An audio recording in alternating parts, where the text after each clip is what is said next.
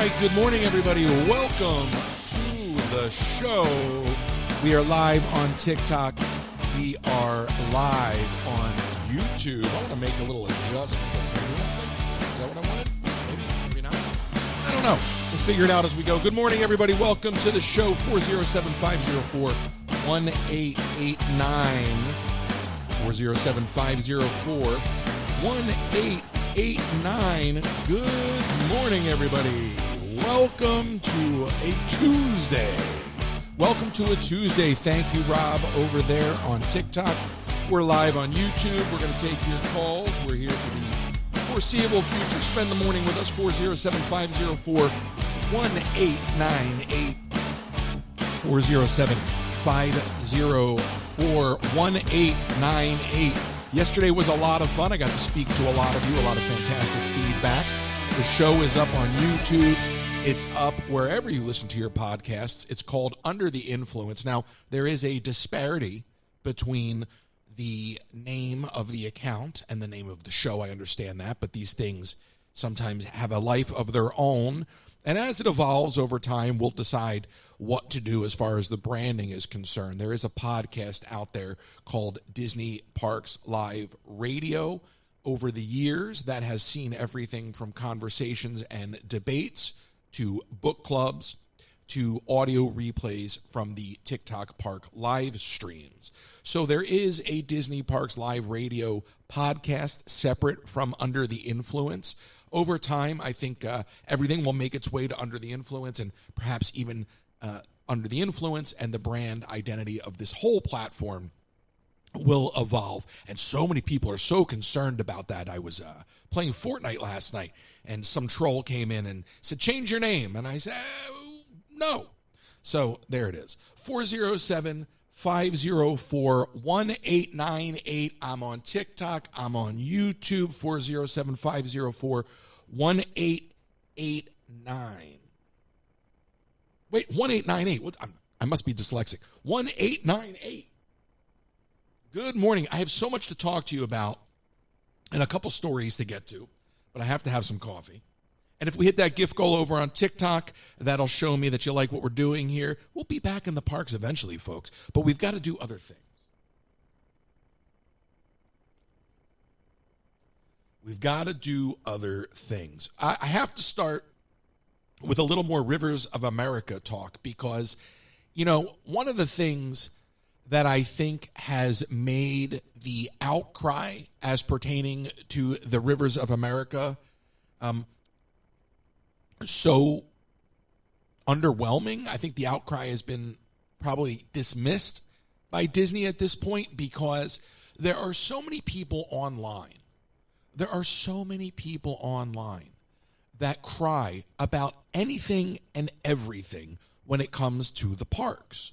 So with that being said, there's like the same level of outrage over something going on in Epcot, you know, or Dino Land being changed in Animal Kingdom, as there was for Splash Mountain, as there is for Rivers of America. In other words, if everything is amplified at the same level, then it's pretty hard for the company to hear you when it comes to Rivers of America, because it just sounds like no matter what they do, they can't win. And even though that may be the case, as far as the Rivers of America are concerned, there's a real logic behind keeping an aspect of that intact, right?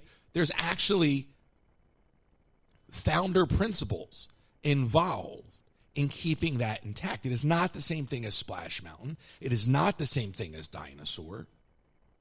Okay? Things are going to change and evolve. Mark my words. Eventually, because we were talking about this yesterday, Tower and Studios will get rethemed. Nothing is sacred. Some things should be, though, right? Especially when it comes to history. Something like the Carousel of Progress should never be touched. The Carousel of Progress comes from the 64-65 World's Fair. We don't even do World's Fairs anymore. That attraction is ingrained in the culture and the history of the company.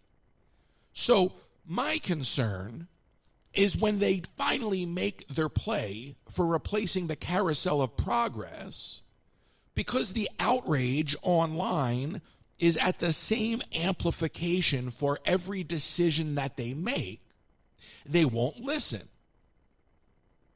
I think if there's truly a fight to be fought, then we have to be selective and decisive in picking those battles. We just have to be. We have to be. I want to know what you think, though. 407-504-1898. Is the outrage too much? Is it too much? I mean, I would be a little bummed if they got rid of Tower, okay? I don't really care about Dino Land going away. I think Dino Land was done very, very cheap. It was done on the cheap. And I've been saying from day one that putting the Indiana Jones attraction in Animal Kingdom will boost park attendance. That is a park that needs a boost with attendance. It just does. I said the number wrong once. 407-504-1898. 407-504-1898. You know, if they actually make the decision one day to get rid of the carousel of progress, let's say that's in 5 years' time, they're not going to listen to us. Because there are accounts out there that are still yelling about Splash Mountain on Twitter. I understand you're doing it because you're leveraging engagement for monetization, okay? But that's a problem. You know, all of this online outrage designed for clickbait isn't actually going to lead us to any real solutions, whether we're talking about Disney or anything else in the world. So you have all these people online that, you know, whether they believe it is another story, but they'll pound it, they'll pound the pavement, they'll pick their one little talking point, and they'll pound it and pound it and pound it for monetization and engagement, but you don't even really know how they feel. There's one guy on Twitter, and I'm not going to give him the benefit of naming him, okay? He's got a small following, but the algorithm feeds him to everybody. Every day, he's crying about Splash Mountain. Get over it, bro. I'm a Brer Rabbit collector. I probably have one of the largest Brer Rabbit collections you'll ever see. I adore Splash Mountain. Get over it. Okay? The Rivers of America, the Carousel of Progress, those are on a different level, even than the Muppets, which I love. I love Jim Henson, a visionary. You'll never see another Jim Henson as long as we live. You'll never see another Walt Disney. Okay? But still, even that, and that's problematic to get rid of because that's one man's legacy and it needs to be preserved. And people will say, well, these are theme parks. They're not museums. Well, guess what? There's enough land in Walt Disney World, Orlando, Florida, to treat aspects of the park like they're historical landmarks. There's enough land here to actually do that. And when it comes to the nature of this country and the foundation and the principles that this country was built on, there is nobody better than Walt Disney to remind us, okay, of our history. There's nobody better than Walt Disney to celebrate the things that make this country so unique and so special, even at our worst. 407, I can look up here. The number is much bigger and much harder to mess up. 407-504-1889. Look, I'm figuring out all the technical stuff. Yes, the comments are off on TikTok. The comments, I think, are on YouTube. I'm not even looking over at YouTube right now, okay? So I can't even see your comments. The idea is for you to call in. I fixed the audio, so we have a speaker here. So whether you're on TikTok or YouTube, you'll hear the folks calling in. Ask me whatever you want. You don't have to stay to the topic. I got a list of stuff to discuss with you this morning. I'm looking at my YouTube camera angle and wanting to fix it. I don't think now is the time to do that. Although, you know what? If I just moved over a little bit there, a little bit, I think that makes the difference. 407-504-1889. I do want to hear what you have to say about Disney, okay? And Disney really does need new leadership. The solution, as far as new leadership for Disney goes, as far as that's concerned, Because I said yesterday, I'm all for a hostile acquisition. Great. But it's not Elon Musk. And I see a lot of that out there. Elon Musk is not your savior, folks. First off, let me say this as an American. Elon Musk is a citizen of South Africa, Canada, and America.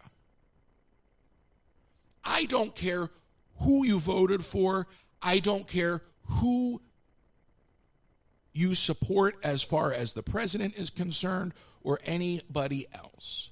But when it comes to United States policy and when it comes to our government, we are not a tech startup, and I do not want Elon Musk anywhere near it. I think it is so bad for governing to have Elon Musk sitting out there on Twitter second-guessing the president-elect's decision-making.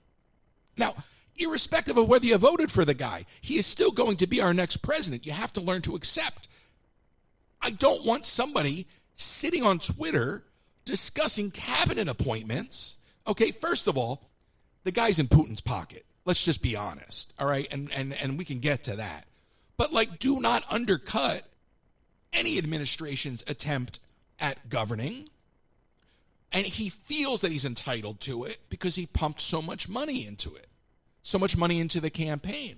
But I don't care. I mean, listen, all the more reason. If you voted for the current president-elect, okay, how do you feel about Elon Musk? I don't care who is in office. I don't want Elon Musk, who, by the way, is not the visionary that so many of y'all think he is, okay? He's bought other people's visions, okay?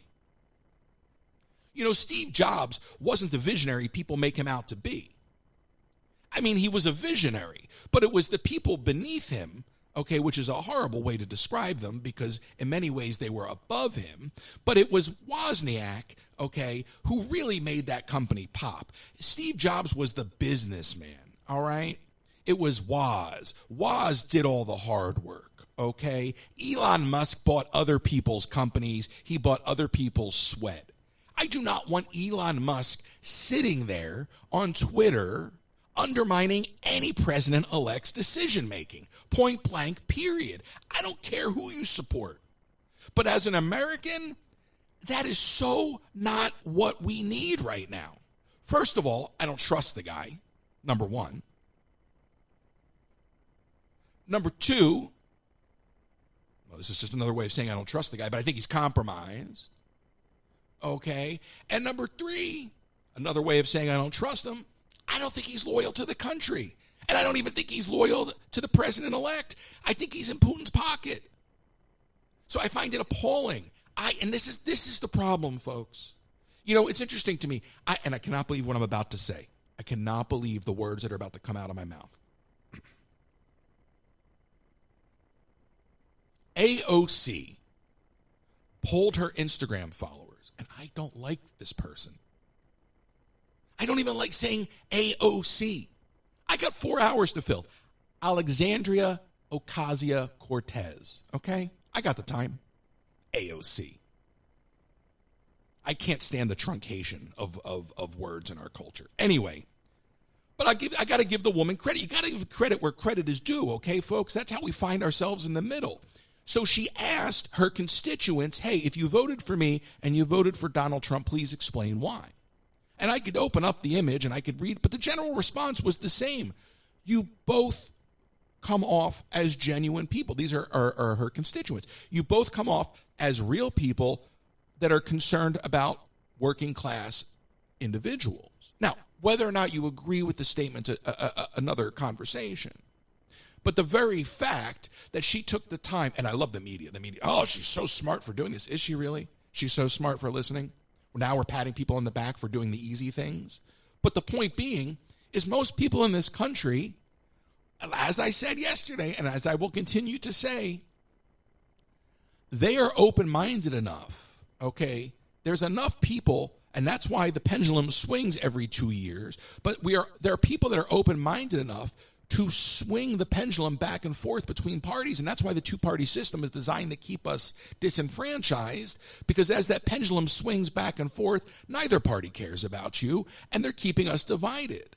But to the point of what she sought out to gain from her constituents, folks perceive working class issues more times than not to be their deciding factor. It's not going to be anything else. And when are folks going on the left going to wake up and realize that? So she took the time to ask her constituents. The answer was pretty simplistic. But the Democrats will spend billions of dollars trying to figure out the answer. And it's very simple. Folks want to be heard. Working class people want to feel represented. And they don't care which party you fall in, which party you pretend to represent, because most people recognize that the system is designed to keep us suppressed. And it's all theater. So I can't believe I even said her name, because this is, again, I mean, today I said AOC. Yesterday I said Bernie Sanders. Folks, these are not people that I like. Like, generally speaking, I don't dislike them, but these aren't, I don't even know how to say it. I mean, I'm not a Dem, you know that. But you have to give credit where credit is due. And you can't vilify people for their decisions. You have to take the time to listen. So credit to her for doing that. And I really don't think it's that complex at the end of the day. 407-504-1889. Please give me a call. We're only 17 minutes into the day. We got a lot to do. Show your support by knocking out that gift goal on TikTok. That's going to let me know you like what we're doing here. The idea is to talk about anything and everything, okay? Anything and everything. And I want people to be heard. If there's something that you want to talk about that you feel like isn't getting enough attention in your community, this is a great place to pick up the phone and call and discuss. Okay, we're going to bring back the talk radio format.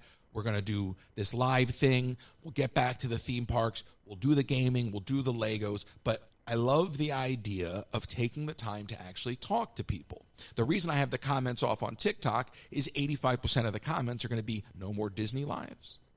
I don't even know what's being said on YouTube right now. I'm not looking. I'd much rather have the conversation with you. 407-504-1889. And like I said, as far as the branding is concerned, at some point I'll figure it all out. You know, those little decisions are the things that keep me from moving forward. And what I have learned is most people don't care about that stuff. It's the people that have too much time on their hands that care about that stuff. And I will just keep plowing forward, and we will make those modifications as we go. All right, we're going to go. I think we're going to go to the phones. Oh, I don't even know. You know what? I did not mean to answer that. I don't know what just happened there. That was weird. I think I accidentally set the phones wrong this morning. Anyway, you'll try again. 407-504-1889. Listen, it's a one-man show. What can I tell you? I'm just trying to keep the ball in the air. There is a better phone system that I really do love. But, you know, we'll get there. We'll grow into it. To do it every day, it would be a bit much. So 407-504-1889. We got the whole morning ahead of us. It is about 8:30 a.m. And if you miss anything, this will be wherever you get your podcasts. Okay? Now, I don't know if does anybody even really read magazines anymore? I can't even remember the last time I got a magazine. When I was growing up, I had like Premiere Magazine. If you remember Premiere Magazine, I had so many different. I have no idea what. I think I messed up the phone system, but anyway, yeah, I messed up the phones. I got to fix the phone system. So anyway, I saw that People Magazine, and I don't know if this came out officially. Did they choose Benny Blanco as the sexiest man alive? Selena Gomez's boyfriend? I mean, is this really accurate? I don't know if they made the announcement this morning or if he was just nominated. But is this really the world we're living in? I mean, no disrespect to the man, but really? This really People Magazine? I hope that's wrong. I mean, honestly, that's wild to me. I'm sure he's a nice guy, but that is wild to me if that's who you chose. Let me check my settings here. Something's wrong. Something's wrong because I'm getting the calls.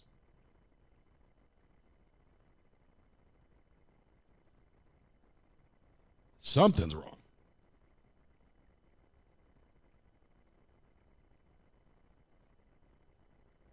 I don't know. I really don't know what's going on over here because the phone's ringing, but it's not going to my voice, to my setup here. So weird. I'm sure someone will call again, 407-504-1889. I'm trying to think what settings I changed this morning on the phone system. I was trying to eliminate something. Yeah, see, the calls are coming through to my cell phone. What have I done? What have I done? I don't know. Anyway, I digress. So yeah, so I don't know if People Magazine, if that's actually who they selected or not, but I was like, really? I mean, is this what the man bun culture has done? Has the bar been set so low? Really? Really? Benny Blanco? Not even the Benny Blanco from the Bronx? Yeah, I don't know what's going on. I really don't know what's going on. I think I'm missing the calls. I don't know. Let me see if I can do. See, I'm trying to make a tech adjustment here and also do the show, and it's kind of hard to keep the ball in the air and solve this problem. I don't know what I changed from yesterday. That's what's amazing to me. I have no idea what I did with this call forwarding setup. So I'm just vamping right now. I know people are trying to call. I have no idea why this isn't working because I don't think I made any major modifications from yesterday. But this is the nature of doing, right? You just go. Why always da-da-da, da-da-da? Yeah. Yeah, this is on, right? That's right. Yeah, I don't know. I don't think I turned off anything this morning.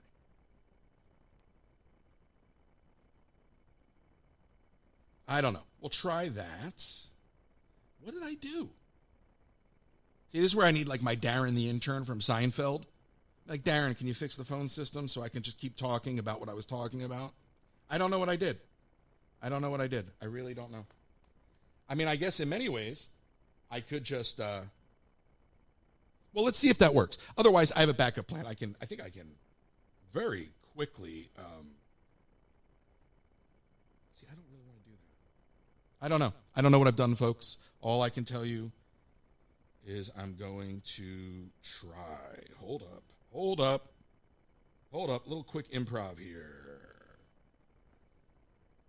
Little improv. 5, 4, 3, 2, 1. Let's see if that works. I'm just vamping, folks. This is what live is like, and it's not like there's a producer sitting in the back. So I'm just switching devices on the fly, and then we'll get back to the show. And again, everything is going to be podcasted out. I see the calls coming in. You got to give me a minute. I am stuck in a pairing situation. And I don't know why that's doing that. How exciting for me. I mean, it's not dead air because I'm still talking, but there's no substance, right? So I'm trying to pair my other device. I have so many devices in front of me right now. It's not even funny. I don't know this is why I'd rather use the real phone system. Here, okay. Hold up. I think we're in business.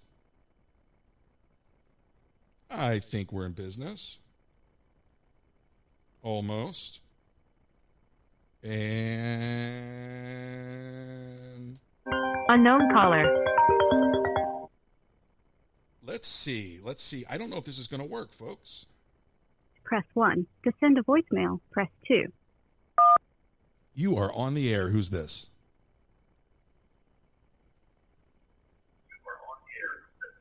Hello. Hey now. Hello. Hey now. How you doing, Roy? Good. How are you, sir? Good morning in the morning. I just want to let you know that we really, really appreciate that you do this. As I told you face to face, this is the best that you can do. A smart conversation we really, really appreciate this kind of thing from you. So please do this the most that you can, okay? Well, thank you, sir. I appreciate that. I can hear the radio in the background. Very kind.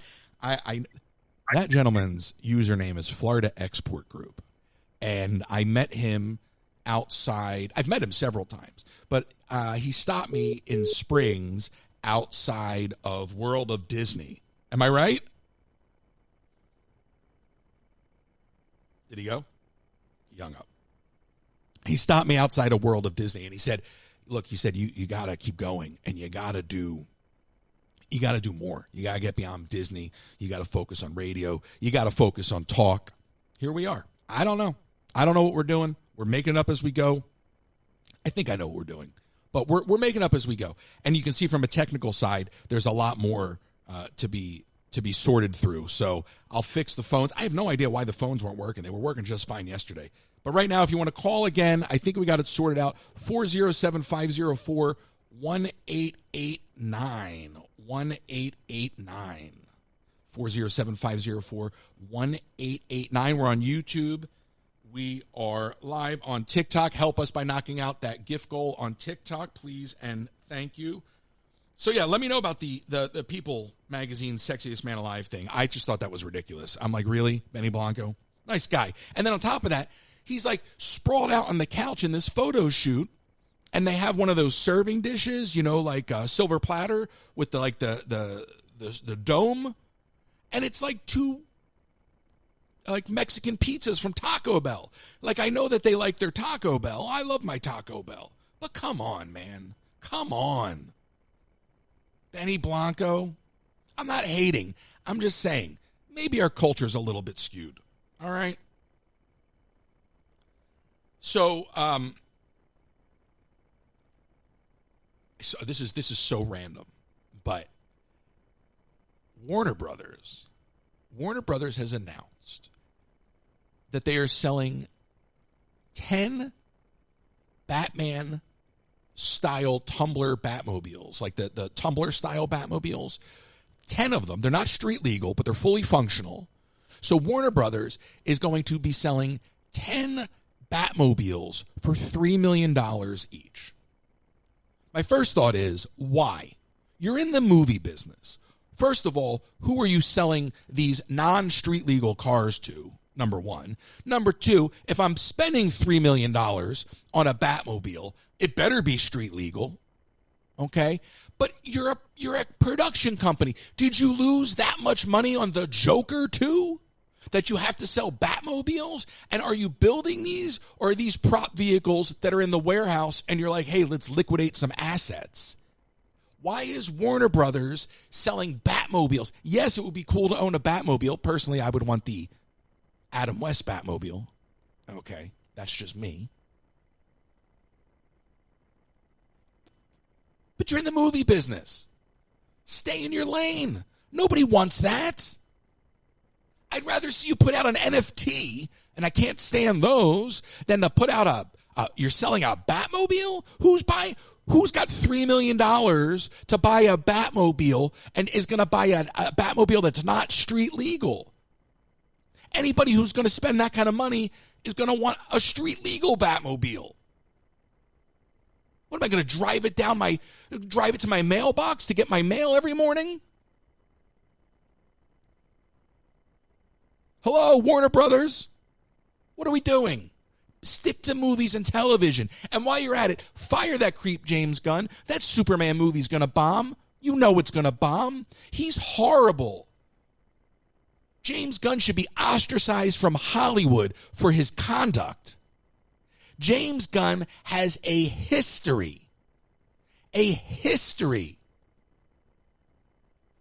of being a pedophile. You didn't see that one coming. Everything that he was fired for by Disney was true. I know people that go to those parties.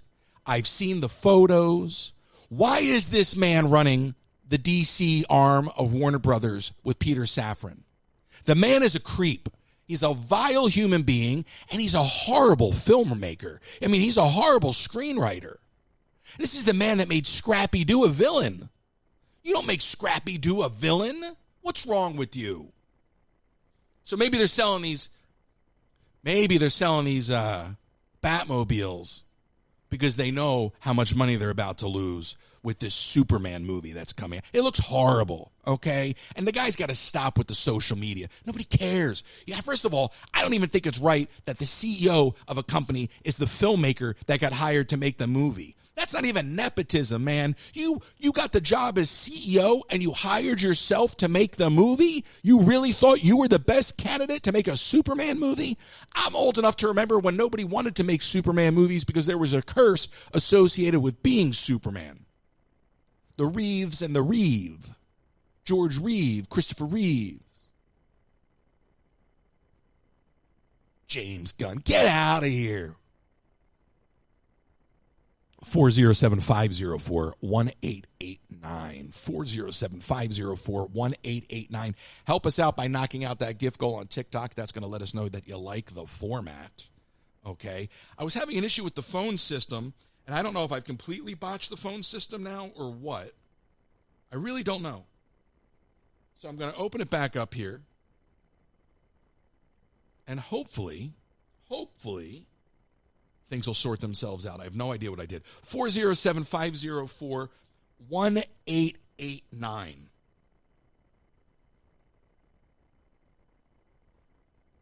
So, going back to Elon Musk. This is from Vladimir Putin's Russian presidential aide. He says, in his future policies, including those on the Russian track, U.S. President-elect Donald Trump will rely on the commitments to the forces that brought him to power rather than on election pledges. Russian presidential aide Nikolay Patrushev told the Daily Kommersant, the election campaign is over, he noted. To achieve success in the election, Donald Trump relied on certain forces to which he has corresponding obligations. As a responsible person, he will be obliged to fulfill them.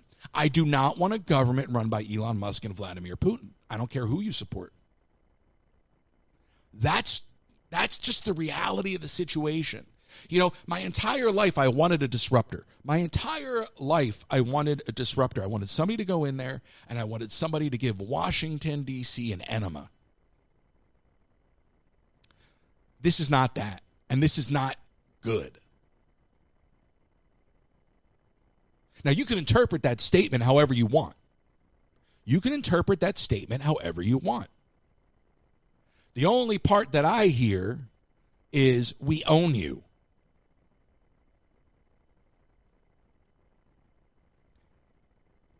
The Republicans should be calling for Elon Musk to be excised from Mar-a-Lago. He's been there every single day.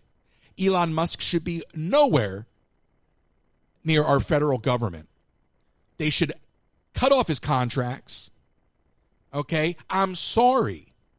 That is a conflict of interest. I don't care who you voted for. I don't want some dopey, I'm trying to be nice, but I don't want Elon Musk having his hand in the decision-making process. This is not a visionary, folks. Go read it for yourself. It's out there, okay? I know people don't want to hear it, but as I said yesterday, we have to be willing to welcome people back to the center when the buyer's remorse kicks in, and it will, because history has shown us that, okay? Thank you for your support over there on TikTok. I appreciate that. Knocking out that gift goal is going to let me know you like what we're doing, all right? But, like, to have, a week behind us since the election, a week today, to have over the course of the last week comments like that coming out of Russia and have Elon Musk sitting there on the sidelines questioning everything, this is not going to go good. This is not going to go well. Look, you know how I feel. But whoever is going to sit in the Oval Office should be given the opportunity to govern. I do not want them to be second guessed by a billionaire crybaby on social media. If I was in that position right now, I would be like, dude, stop it. You are undermining me in the public. Stop it. I don't want that kind of volatility. But again, as these things start to unfold, let's recognize them and let's not vilify. Let's meet in the middle. This is why I made the shift to doing this. I want to spend more time having these conversations with y'all because it's about to get really crazy for the next 4 years. And you could say, oh, well, I don't know. It sounds to me like you just don't like Donald Trump. Well, no, that's not the case. I mean, I don't really care for the man at all, no. But it's just, this isn't like an anti-this or that kind of thing. This is like much like my critique of Disney, this is like a, hey, I call it as I see it sort of thing. I don't want our government running like a tech startup out of Silicon Valley. I'm all for efficiencies, but not at the way Elon Musk does them. You know the story? You probably don't even know this story. Elon Musk wanted to get rid of servers when he took over Twitter. And he was told it would take about 6 months to get rid of these servers. And he said, no, that takes way too long. And then they got him down to about 6 weeks, and at some point 6 days. And I guess he was on an airplane with his nephews or something. He said, why don't we just take the servers out now? So they turned the plane around, and they landed, I think it was in San Francisco. And it was over a holiday weekend. And security was like, oh, my God, what is Elon Musk doing here? He asked the security guard, hey, do you have a penknife on you or a Swiss Army knife? And they opened up the floorboards, and they cut the wires, and they pulled out the server. Now, I'm all for getting things done. I'm all for getting things done and cutting out the problems. But sometimes that sort of petulant response, especially when it pertains to the world stage, sometimes that's not the way to do things. Sometimes you actually have to let process kick in. Sometimes you actually have to let the adults guide you. You can't just go kicking and screaming and say, I'm taking my toys and I'm going home. 407-504-1889. Somebody try that again. I don't know what's going on. I'll fix it, but we're live. So I'm not going to stop and restart to fix it. I'm going to make it work. If we don't get calls coming in because I did something wrong to the phone system, then I'll just go a little shorter today. No big deal. Some of you all have my personal cell phone number. You're welcome to call that instead. But you know what I'm going to do? You know what I'm going to do? I know exactly what to do. Let's see if I can. Hello?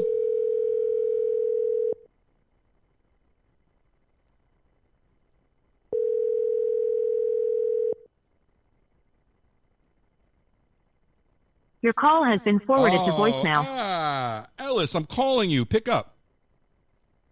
I know Ellis wanted to ask me some questions, and I was like, you know what? Let me get Ellis on the phone. Find out what Ellis thinks about Elon Musk. All right, let me try him again. 407-504-1889. Ellis, pick up. It's me calling. It's me calling, Ellis. Hello, Ellis. The suspense. Your call has been forwarded Ellis. to voicemail. The person you're trying to reach is not available. At the tone, please record your message. When you have finished recording. 407-504-1898. 1898. I saw that James was on Discord trying to sort out a Rivers of America petition.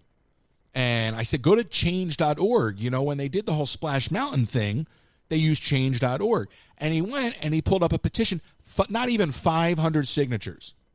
Not even 500 signatures. Why is it that when it came to Splash Mountain being changed, they were able to get millions. But when it comes to preserving the rivers of America, you can't even break 500 signatures. If you're on Discord, go check that thing out. If y'all start passing that around and get some heat on it, and then somebody in the press picks it up or somebody just tweets it out, that's how you're going to get that fight going. But right now there's no fight because nobody's actually doing anything about it. The reason everything went down the way it did with Splash Mountain is because they got, the thing started trending. They got lightning in a bottle, and once it goes viral, you can't put it back in the can. It's too late.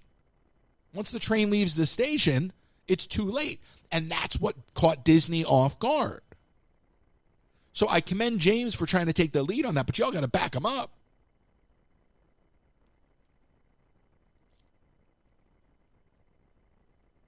But at the rate they're going, unless they get severe pushback on the permitting process, they're going to drain that river, and it's game over.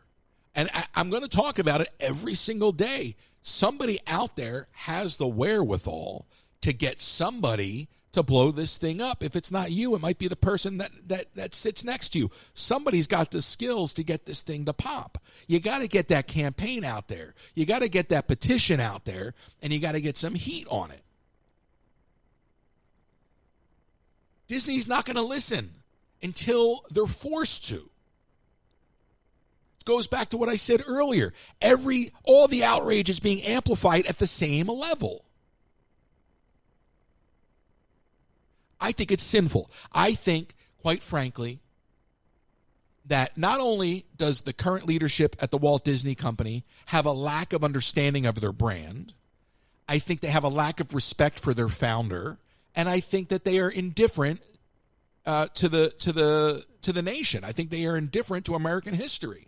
I'm not going to say that they don't like America, but I think the current leadership is completely indifferent to the correlation between Disney and America. During the Eisner years, Disney was going to open up a theme park in Virginia called Disney's America. It ultimately didn't happen because everybody up in the D.C., Virginia area spoke out against it because nobody wanted the traffic, okay, the additional traffic nightmare, okay? But this country and the Walt Disney brand are closely tied together, if not completely intertwined, or at least as they once were when Walt was around. I don't understand how the folks that are running the company now don't understand what it is that they have. When Michael Eisner took over the Walt Disney Company, the place was dormant, okay? They didn't have international theme parks, okay? I think they had Tokyo, and that was it. They weren't monetizing their archives, and they weren't acquiring things. Back then, acquisitions weren't happening at the level they have been happening the last 20 years. But when Eisner came in, he came into a pretty dormant company. And he said he was like a kid in a candy shop because everywhere he turned, he was unearthing revenue. And I'm paraphrasing, but read his book. Everywhere he turned, it was like a gold mine. He'd be like, oh my gosh, I'd open up a door and I'd be like, we're just sitting on this stuff. Let's monetize it, And that became the whole Disney Vault mentality, right? It's going back into the vault. Let's bring it out of the vault. Get your copy now before it goes back into the vault. Eisner came in and he appreciated what was buried underneath the floorboards. Eisner appreciated the things that everybody else had just let collect dust. And he loved it so much. You saw it. I mean, he wore a Mickey Mouse tie. Bob Iger says in his book that one of the first things he did was he just pretended like he didn't get the memo, And it's like, look, I get it. Bob Iger's a weatherman. He came from ABC. ABC was acquired by Disney. So he's not sort of like, in-house Disney blood. But neither was Michael Eisner. The man came from Paramount. But he loved what he saw so much, and he had such an affinity for Walt Disney and such an affinity for the brand and such an intrinsic understanding of what makes the Disney brand so unique that he was able to turn every corner, open up all these doors, and find all these fantastic assets to exploit. And a lot of people would say, oh, Michael Eisner, he's responsible for the gift shop at the end of every ride. Yeah, and? That's fantastic. You only get more attraction-specific merch because of that. That's an innovation. Somebody asked me last night on the game stream, first of all, somebody said, oh, no, you don't like Disney anymore. How old are you, first of all? I'm not going to argue with a child. And if you're an adult with that simplistic of a thought process, then I can't help you anyway. But my opinions on Disney haven't changed. I don't love Disney any less than I did as a child. I love it more. But as a businessman, I have an understanding of what they're doing wrong. And as somebody with a platform, I've been doing this long enough that I feel comfortable enough to speak up. But somebody asked me last night, when did your opinions change? They haven't changed.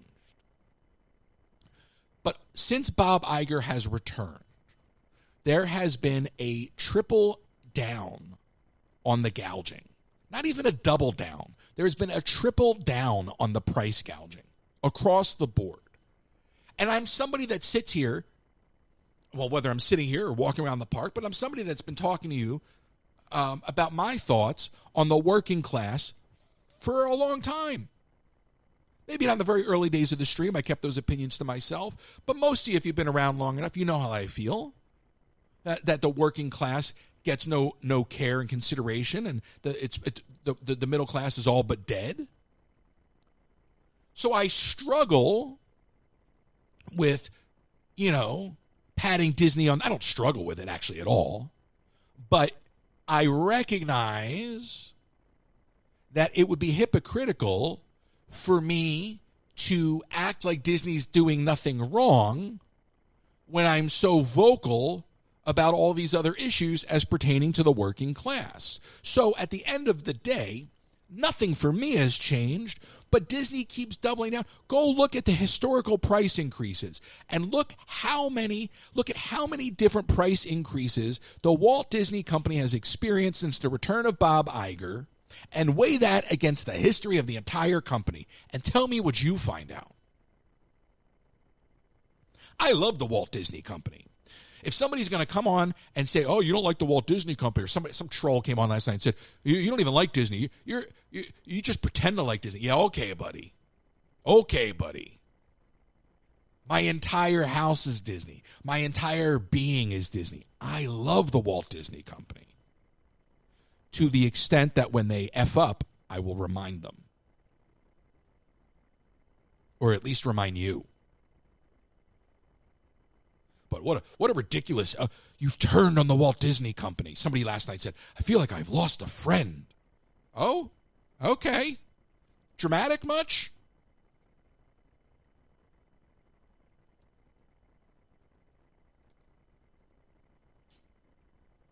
I don't know if the phones are completely down or not. 407-504-1889. I'm going to try to get Ellis on the phone again. Let me see. Let me see if I can get his mom to tell him to answer. Yeah, I don't know what I did wrong. So, let's see. Ellis.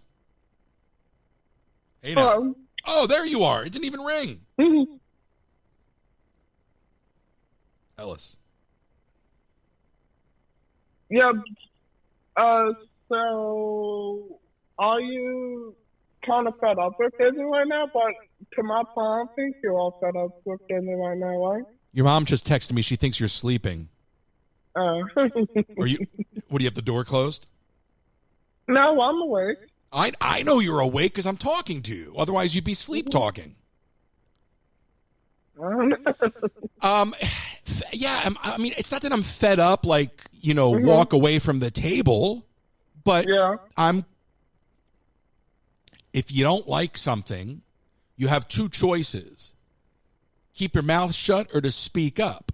In the case of Disney, I'm speaking up. Do I think they care or they're listening? No, not at all.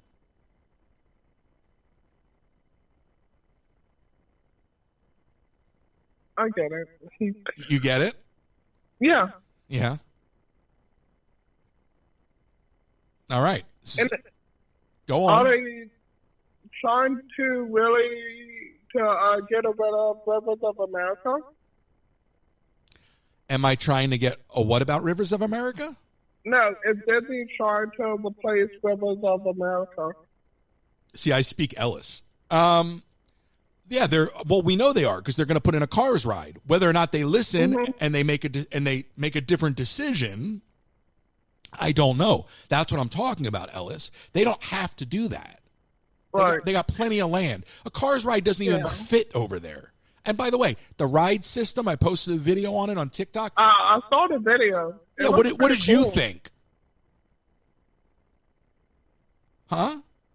The ride vehicle looks pretty cool. Oh, you thought it looked pretty cool?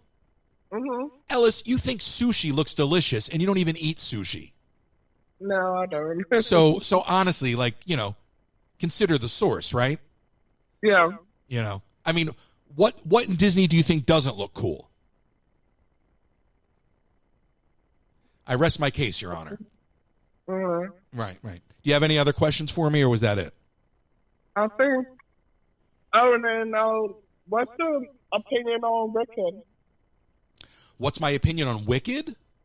Mm-hmm. I can't wait. I'm so excited for Wicked. Every time I hear a Wicked ad and I hear the music playing, I just get very excited. I cannot wait to see Wicked.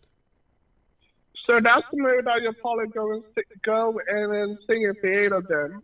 Yeah, there's a theater right across the street from my house. I've never been there.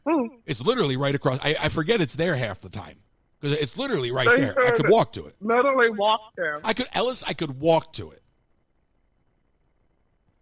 So maybe I'll walk to see Wicked. Mm-hmm. Sounds like a fundraiser. The walk to see Wicked. No, I'm very excited for it. I love The Wizard of Oz. I love Wicked. I love the music. I love musical theater. I'm a musical theater child. And I don't know why I'm so excited to see Wicked. So this doesn't go back to the Wizard of Oz back in the day. So this is a totally different Wizard, or should I say it's like a villain origin story of the Wicked Witch. Well, you shall say that. By the way, Ellis, congratulations. You came out of retirement today on Fortnite? Yeah. You're laughing at me? No, I'm laughing at myself. You're laughing at yourself? Mm-hmm. Well, you have a good audience. So what got you to retire from Fortnite? I don't know. I guess. I really don't know. But you're out of retirement officially. Yeah. Have you played any Fortnite today? I have not. So you're out of retirement, but you haven't played any Fortnite. Mm-mm. Do you feel any different now that you're out of retirement? No. Not yet. Not yet. I would imagine that first time you re-enter the lobby will be a matter of mixed emotions. And having the villain skin, that's really cool. That's what kind of got me to come back. A what skin? The villain skin. Oh, what do you have, Maleficent? I'll probably get Captain Hook. Are they still in the store? I haven't looked yet. I wouldn't be surprised if they are. No, they're probably gone. Oh, okay. I got Snoop Dogg. Last night, I was running around in Fortnite as Snoop Dogg. Ellis, 10 kills. Multiple games, 10 kills.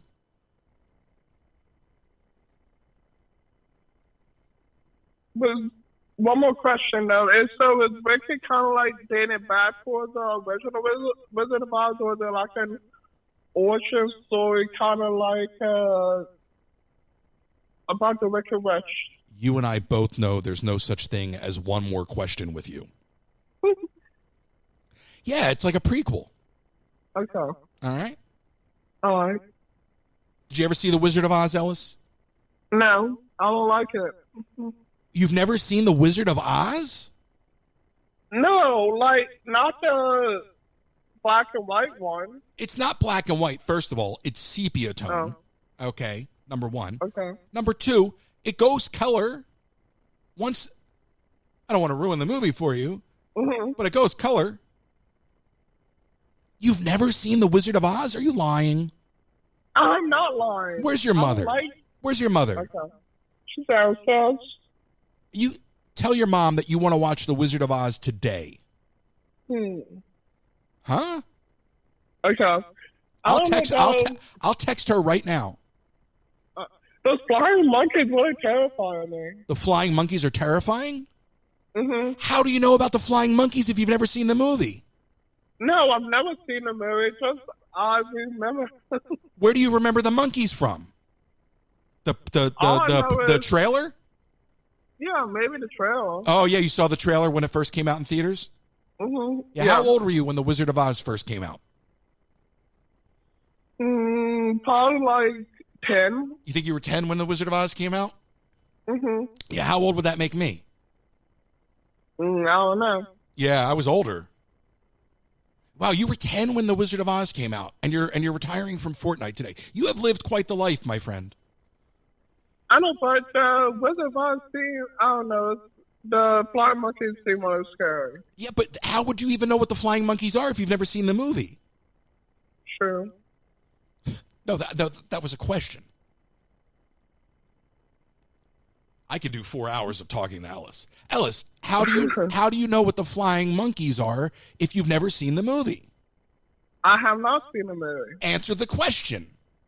I did. No, you didn't. I asked you a question.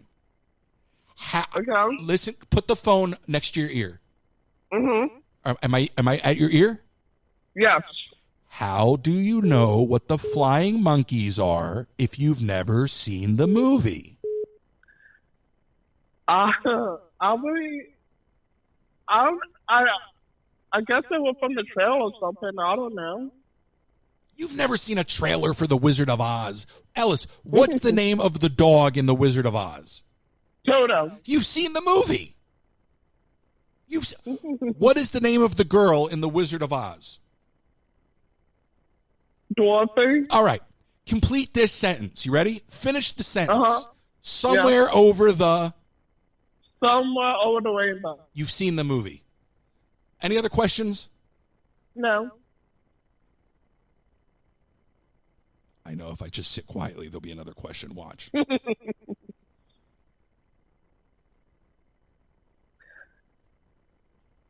No more questions.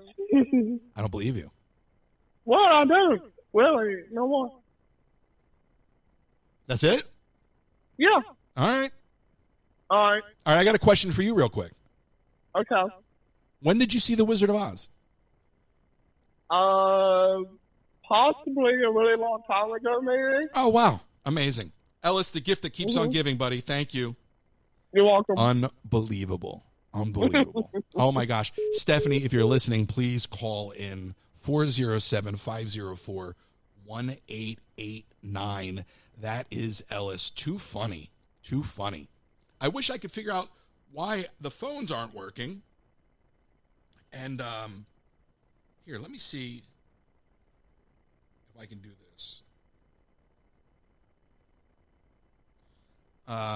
Yeah, I don't know what happened. I don't know what happened this morning with the phones, folks. If you're listening over on YouTube, thanks for hanging out. If you're listening over on TikTok, the comments are off. Thank you for contributing to the gift goal. That's going to show your support for what we're doing here. I got to fix the phones. And that's throwing me off because I love when you all call in. That's the whole idea here, is to discuss this stuff. So I'll have to fix that this afternoon before we come back and do some more streaming.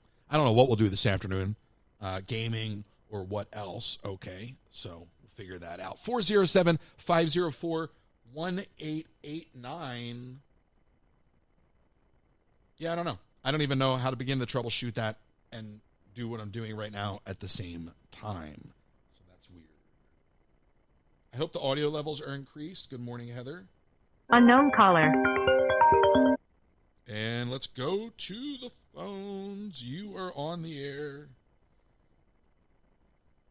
You're on the air. Who's this? Yeah, you will hear calls coming through. Yeah, it's Google Voice added call waiting. It's very weird. Call from You're Robert. On the air. Who's this? Oh, my gosh. It's a mess today. Yesterday ran so much nicer. Hey, now.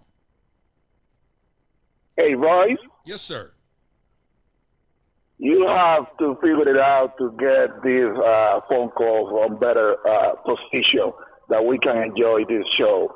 Listen, I was hearing you, and I want to point out a few things. First is this generation or the human being today on this world, they don't care about important things. They care what they care for themselves, what is care for the bank account. They don't care for nothing important. You follow me? I agree with you. Secondly, Disney is a mess up, and you know that, and that's not mean that you don't love or you love Disney, but you have to speak out. And we are very happy, and it's an honor that we have some people like you that can speak out and say things that someone else would not do, because we need more smart people talking in different ways that we have right now. I contact Burbank, California headquarters, and I contact Lake Buena Vista like 2 months ago. This is a situation that I will share with you regarding Disney. That's something that was happening on Disney. As I mentioned to you, I really don't go to the park to ride. I love the park because Walt Disney legacy. And there was somebody taking advantage of Disney legacy, and I shared that situation with even directly with DeMauro on Burbank, California, and even I get the email for the CEO. Also, I sent to the guy on Lake Buena Vista. And guess what? Apparently, they took care of the situation that someone, as I say, abusing and taking advantage for political benefit about the Walt legacy of the Disney park. And they put a stop to that person doing that. So sometimes they hear when you speak out and you contact or you knock the right door. You know what I mean? Yeah, good for you for speaking out. Yeah, listen, you have to be persistent. You have to be polite. You can be assertive. You can be aggressive. You can be polite and aggressive. There's a way to do things. But the squeaky wheel gets the oil. And if you sit by and you wait for someone else to do it, it's probably not going to happen. Hello? Yes, sir. Oh, yeah, you're kidding out sometimes. So listen, another thing that I would like to remark, you mentioned before regarding something about Cortez. I don't like Cortez. I don't like Bernie Sanders or whatever. I'm a people that come in 35 years ago to the United States, and I mentioned to you personally something that I cannot speak out publicly, how I defend this country. But it's a good article that you can find on TikTok or YouTube about Bernie Sanders explaining how politicians divide the society in order that they can win their goal. I was talking about that. I was talking about that video yesterday, and I'm with, all right. Look, I am not. Just to be very clear again, if you're tuning in, okay, I'm an independent. Have been an independent my entire life. I didn't care for Bernie Sanders when he ran. I didn't care for AOC, but I will always give credit when people speak the truth. And that video you're referring to, I think it's older than 10 years, but he explains the entire playbook. And the media uses the same playbook. And what I said yesterday is that the Republican Party's playbook and the media's playbook are very similar. Divide, divide, divide. That does great for the Republicans as far as getting votes. It does great for the media in terms of making money. The Democrats just roll over and play dead. That's all they do. They're spineless jellyfish. I've been saying that for as long as I've been speaking. that the Democrats are spineless jellyfish and the Republicans are super cynical. At the end of the day, okay, and I don't care what you are registered as, the Republicans and the Democrats in Congress go on K Street every night. They go out to K Street to the bars and they get drunk and they do lines together. Okay? So whoever you're voting for, whoever you're willing to lay it all on the line for, they don't care about you 9 times out of 10. Whether they're on your side or the other side, they're all on their side. You understand what I'm saying? They're all on their side. They're all chummy. They're all buddies. They're all getting sloshed together. It is us versus them. And that is why people vote for the ones that they relate to. Because if they feel like they're being heard, then that's enough. Democrats can't crack that code. 2 things.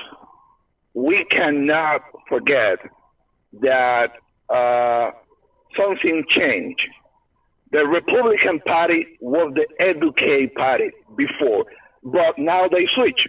Right. The Democrats are the educate party right now. People belong to college, things like that. And the Republicans are the one that they love the noise.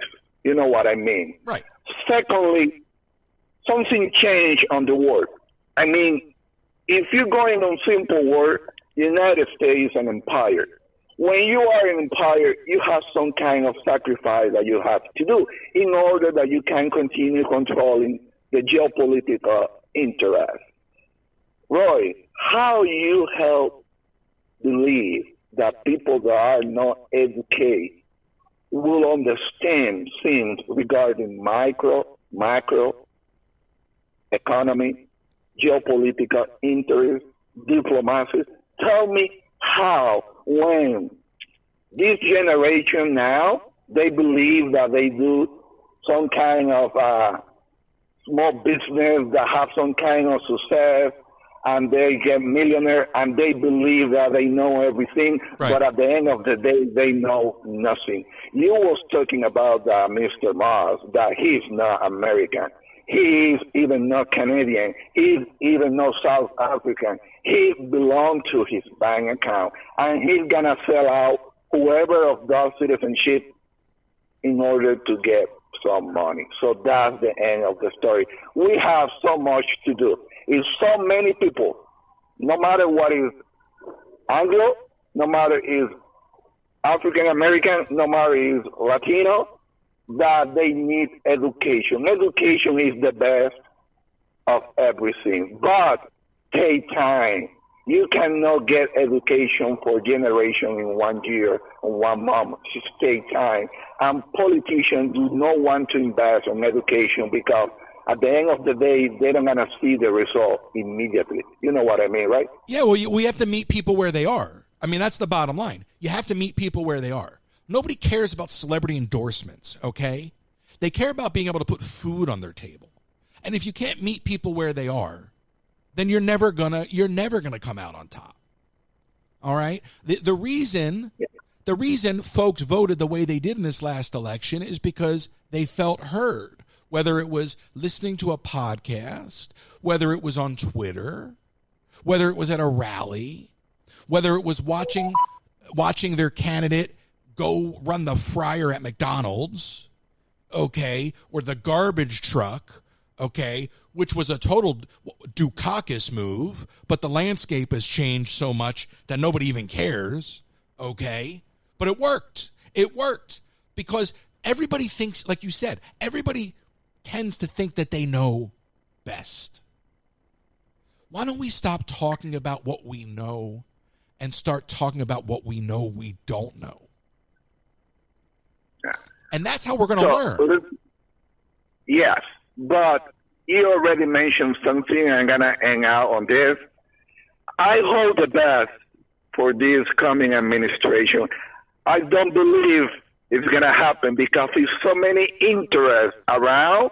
There is not the U.S. interest. Correct. And those interests is going to push things that is going to mess up the situation. Correct. Another thing is I spoke with several people around the world, and from the result of this election, no matter who the hell you support, because at the end of the day, you mentioned, and I agree, both parties, they don't care about you. But it's something that we have to understand. We have to care about this country. That's it. No matter what. We have to care about each other. And that's the problem, is whether you agree with what just transpired in our country, if we keep pushing people further and further into their corners, then there's never an opportunity for recovery. You know, when I mention meeting people where they are, maybe, just maybe, we can all find our way back to that middle again. I said that yesterday. I'm going to keep saying it. That's the reoccurring theme. At the end of the day, most people want the same things. And those are not extreme desires. But I agree with you wholeheartedly. I don't know, Roy, if we got the opportunity to go back because we are so divided. Yeah, but here's the thing. Going back again. But we can't give up. We're going back to the same, to the Bernie Sanders video. And as I say, people can hear us talking about Cortez or Sanders, and they say, oh, this guy, from the left. No. I got a conversation with a guy that he loves and he believes that he's a superhero because he's MAGA right now. And I told to him, listen, your father, your grandfather, all of them you put together, and they don't do what I did to this country. And I did not born on this country, but we are so divided right now. But you know how people are going to learn? They're going to learn one bad decision at a time. And that's what happened last time. And again, I want anybody that takes the office of the president in this country to succeed, because in theory, if they're doing their job right, their success would be our success. But you just said it. There's so many special interests around this guy. It's a circus. And even though people voted for their one issue, for their self-interest, at least they think they did, you're going to find out that none of that's going to matter, and things are going to go down. I read that statement earlier that came out of Russia, but things are going to go down that have nothing to do with us, and they're going to satiate the deep pockets. And again, listen, anybody that gets in power in Washington is about lining their pockets and satiating lobbyists, okay? But this idea that what you've got now is draining the swamp and is positive disruption as far as Washington is concerned, that's false imagery, okay? What's about to go down is we're going to systematically, they are going to systematically dismantle institutions. And when folks start to realize how that impacts them directly, they're going to find themselves back to the middle. And that's where we need to be standing, because in 2 years' time, a lot of those folks are going to be ready to vote a different way. The problem is the Democrats don't understand that. The Democrats are I disagree with you on that part, because I don't know how this generation gonna understand that. I'm going to tell you how. People, listen, 4 different countries I saw yesterday. Most people, they asked me just this question. Sir. How the hell, you guys? Most people don't vote. Most people don't vote. Swing voters determine the outcome. We're talking about margins. These are margins. Forget the Electoral College. These are margins. Well, it makes sense, because if you see the numbers, for example, the Democrats have like a 72 million, when on 220, they have 84 million. And when you go into the other party, the Republican, they study the same way. They just get 72, 73, that was the same thing that they have on 2020. So, bottom line is this: a lot of people, they never went to vote because the other party, the Democratic, they lost 15 million compared from the 2020 to the 2024. You know what I mean? Here's the thing, and most people don't listen when this is being said, okay?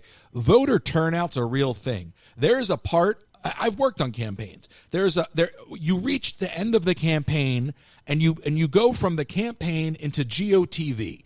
GOTV is get out the vote. We've done political campaigns aren't about raising money. It's about outreach, okay? I worked on the Barack Obama campaign in 2008. All you do is make phone calls and knock on doors to get more people to do the same. The donations and all those other things fall into place later. It's all about turnout. And what happens is we spend all of our time, okay, we spend years having a buildup to the election that by the time we get to GOTV, people are so tired and so burned out that they don't even participate. So we got to stop going from election to election. We have to have a shorter election cycle so we can keep people better engaged. We need to make voting easier so more people vote. We need to make it more secure so more people feel better about voting. And we have the ability to do these things. And mind you, we need to abolish the Electoral College. And I've been saying that since about the third grade. So I'm going to tell you right now, I'm speaking up, okay? I know that people found me on TikTok for Disney and Park Lives and all that nonsense, but these are my thoughts and feelings, and they've always been this way. So I am not suddenly appealing to something. I am just speaking on how I have always felt since I was a little kid, which is why I have never registered for a party, because the two-party system is there to divide us, just like religion is there to propagate war. Okay? These are all mechanisms in our world used to control us. I'm going to try. Yeah, we really appreciate this other call. Okay, and we're going to keep moving on. Brady. You're on the air. Who's this? To accept, press Whoa, 1. hey now. You're on the air. Who's this? Who do you think this is? Brady. What are you doing? What are you doing? I don't even know what's going on. I don't even know what I'm watching. I can't even comment right now. I turned off the comments because I want to focus on doing the radio thing. The comments are on YouTube because I can't remember how to turn them off. Oh, gotcha. I just slid in while you were this morning at like 8:30 when you were giving out a number, and I was like, oh, I'm about to call this. I'm about to call this guy right now. Let's go. This is Brady of Cedar Couple, one half of Cedar Couple. Oh, hi, guys. So Good nice morning, to hear everybody. from you. Good morning to you. I don't know what happened. The phones yesterday and the phones today I don't know what happened. There's a phone system I really like, but we'll get there, man. I'm just trying to do something different. You know, I'm trying to figure out what the future of this whole thing is. I didn't expect 3.5 years later to still be streaming on TikTok or making a living doing it. So I'm trying to widen the brand, you know? I love it. It's always hard to do. It's always hard to make changes. It's slow, and it makes you want to quit because it's not the same as what you did before. But I just wanted to call and applaud you and say keep at it, because I know it's so hard to try to rebrand and do something different when you've been doing the same thing for so long. We still get people that come into our stream 3 years later and ask why we're not doing scratch tickets 3 years later. So it never goes away, no matter what you choose to do. But we love you, man, and I'm glad you're trying something different. I appreciate that. I really do, man. You are some of the most supportive and just lovely people that I've met through this entire creator process. And, you know, I don't think people realize that if you're really going to commit to succeeding, then you have to put a lot of thought and sweat into things. And I went offline for a minute trying to figure it out. I haven't abandoned Disney. No, we're not fully political. I see Frank's comment in YouTube. But I think it's important to me, and we'll get back to the parks, but it's important to me to use this platform to start speaking truth and try to pull people back to the center. And I think that politics should be replaced with humanity, and we should start being a little less divisive with our rhetoric and a little more welcoming with our discourse. That's all. I completely get it. Caitlin and I are about as least political as it gets. But I was just calling to say I miss your face. I miss hanging out with you guys, and I hope you're doing well, buddy. And hopefully we'll see you at Live Fest in January, hopefully. You probably won't, because I'm not even really participating in it this year. I have a really hard time, you know. It's tough now that they narrowed the categories too. They got rid of. I don't even care about that. I just don't. I'm tired of like shaking my audience down every day. Do you know what I mean? Grind. You got to grind. The grind for the events are tough too. But yeah, but then you're giving half the money to China. It's true. And I can't sit here and vocalize my feelings on the middle class and the working class and then do that and rationalize it. So I have to be very honest about how I feel. I could sit here and make a killing running around Disney World all day. I have. But I care way too much about the state of all things. So if I take a hit, if I lose some money, if I lose some viewers, at least I can sleep a little better at night. Sure. Oh, I completely get that, man.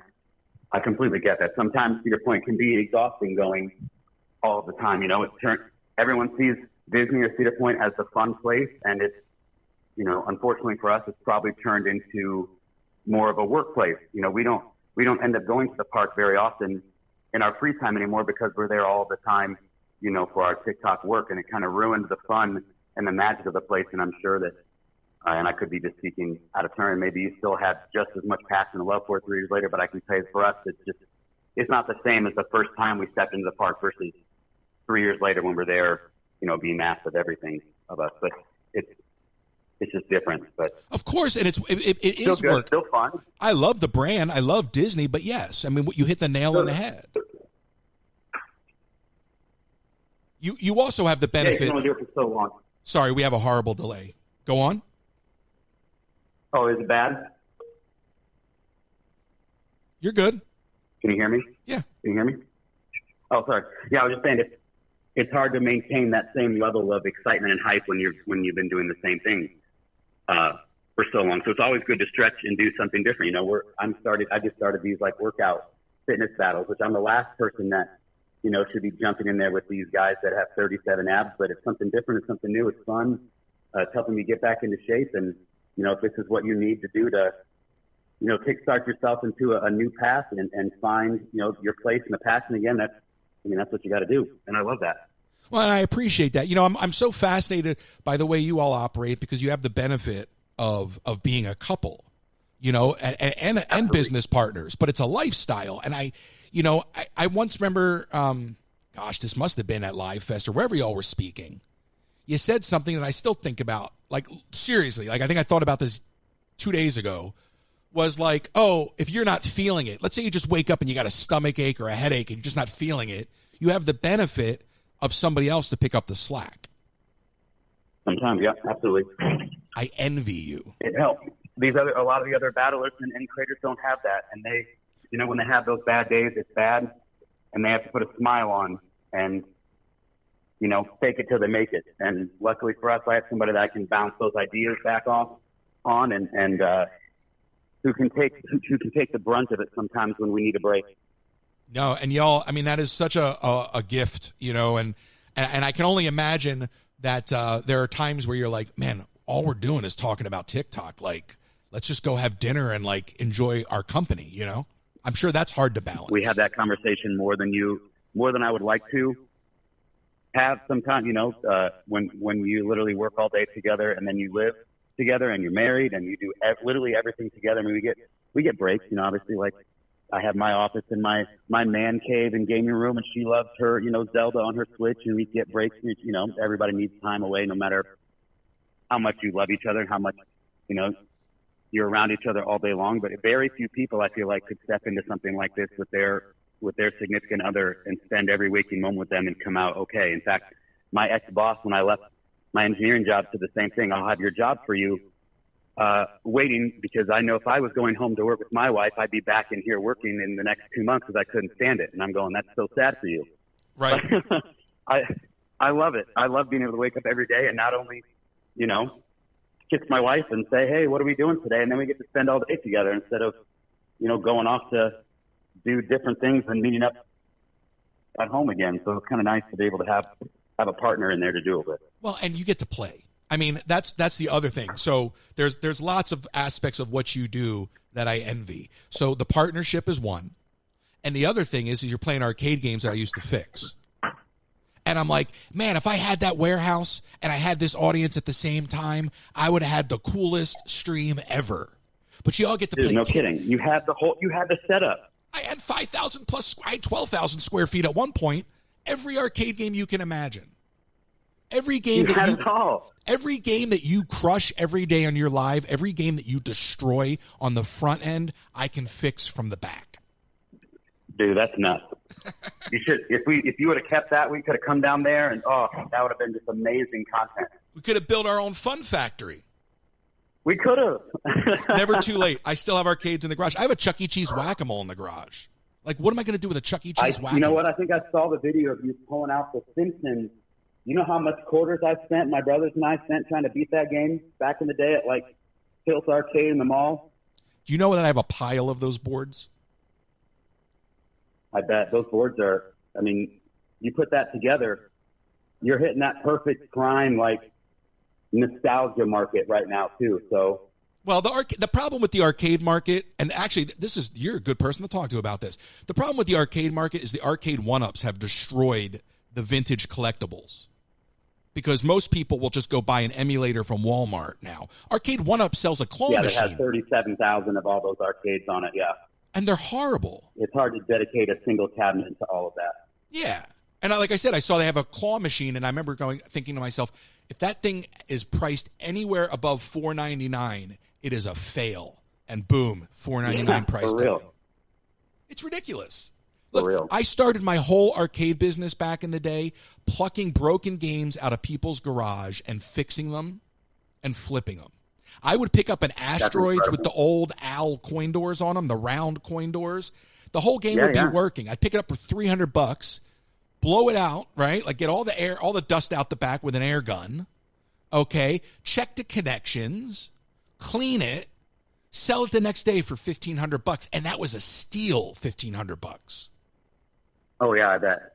Yeah, I mean, I could have waited. Those are hard to find though anymore. Great garage sales. Those are tough finds. People nowadays, you know, the internet's made the world so small that people know what they have now. Typically, when they're getting rid of stuff like that. But man, those are legendary finds if you can find. Do you have do you have a Teenage Mutant Ninja Turtles? Remember Turtles in Time, the 4-player giant cab? Heck yeah, dude. Turtles from back in the day. All my brothers and I used to play that nonstop. So I have a Turtles cabinet in my garage. It's not the original 4-player. Okay. It's a converted RoboCop, so it's a 2-player. The funny thing about those Konami cabinets is the Simpsons and the Ninja Turtle Konami arcade cabinets are identical. Yep. The difference I'm sure. is the speakers, because Simpsons was stereo. Konami makes the X-Men too, the original X-Men that had like Cyclops and Nightcrawler. Yeah. Same setup, same board, same 4-player setup as Simpsons. All those had that back in the early 90s. All had the same 4-player giant setup. It was amazing. And you can recognize a Konami cabinet from the over-under coin doors. There are lots of fake-looking Konami cabinets, but the over-under coin doors are the giveaway and communal coin. Brady, you haven't lived till you've wired 4 bill validators into a vintage Ninja Turtles. I bet. I'd love to see. I mean, they're probably. I mean, now I know that, you know, like my buddy Arcade Matt, who's one of my great friends, has a couple of those emulator cabs, and there's like nothing in there. One single board, and it holds 10,000 games. Yeah. You know, it's hard to hold on to one old school cabinet that had a tube television and a giant board, and it was playing one game and one game only. now you can fit every single one of our favorites into one and still have room for everything else too. Last week, speaking of CRT monitors, I just got a 19-inch monitor chassis from China in the mail. And I finally brought my Marble Madness vintage arcade game back to life. I have a Marble Madness that I built in my garage. Holy cow. Sitting you right. Want to talk about a quarter suck? That was one right there. Dude, and it's so brutal. And those trackballs, because you got to like overclock the trackball. So brutal. First level, I love this. And your $10 quarters in level 2. Okay, but and if you got to go, please, because I got nothing but time, so don't let me keep you. But what you know, I have to go farm some gloves here before the workout battle, so I got like another. I'm just getting the tripod set up. Oh, lovely.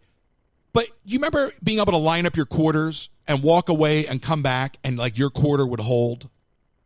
Yeah, you saved your spot. If you put the quarter there, you were good to go. And no, it was like the unspoken rule of the arcade. If somebody was playing that machine and they had to go get a drink or the restroom and they stacked like their little 4 quarters or whatever on the machine, Everyone just left it alone. Now, if you did that, it's gone. No, they would take your quarter. No, that was like a second gone. Total just a shift in culture, man. Just like but do you want to know where that still stands today? Where that respect exists is in Japan.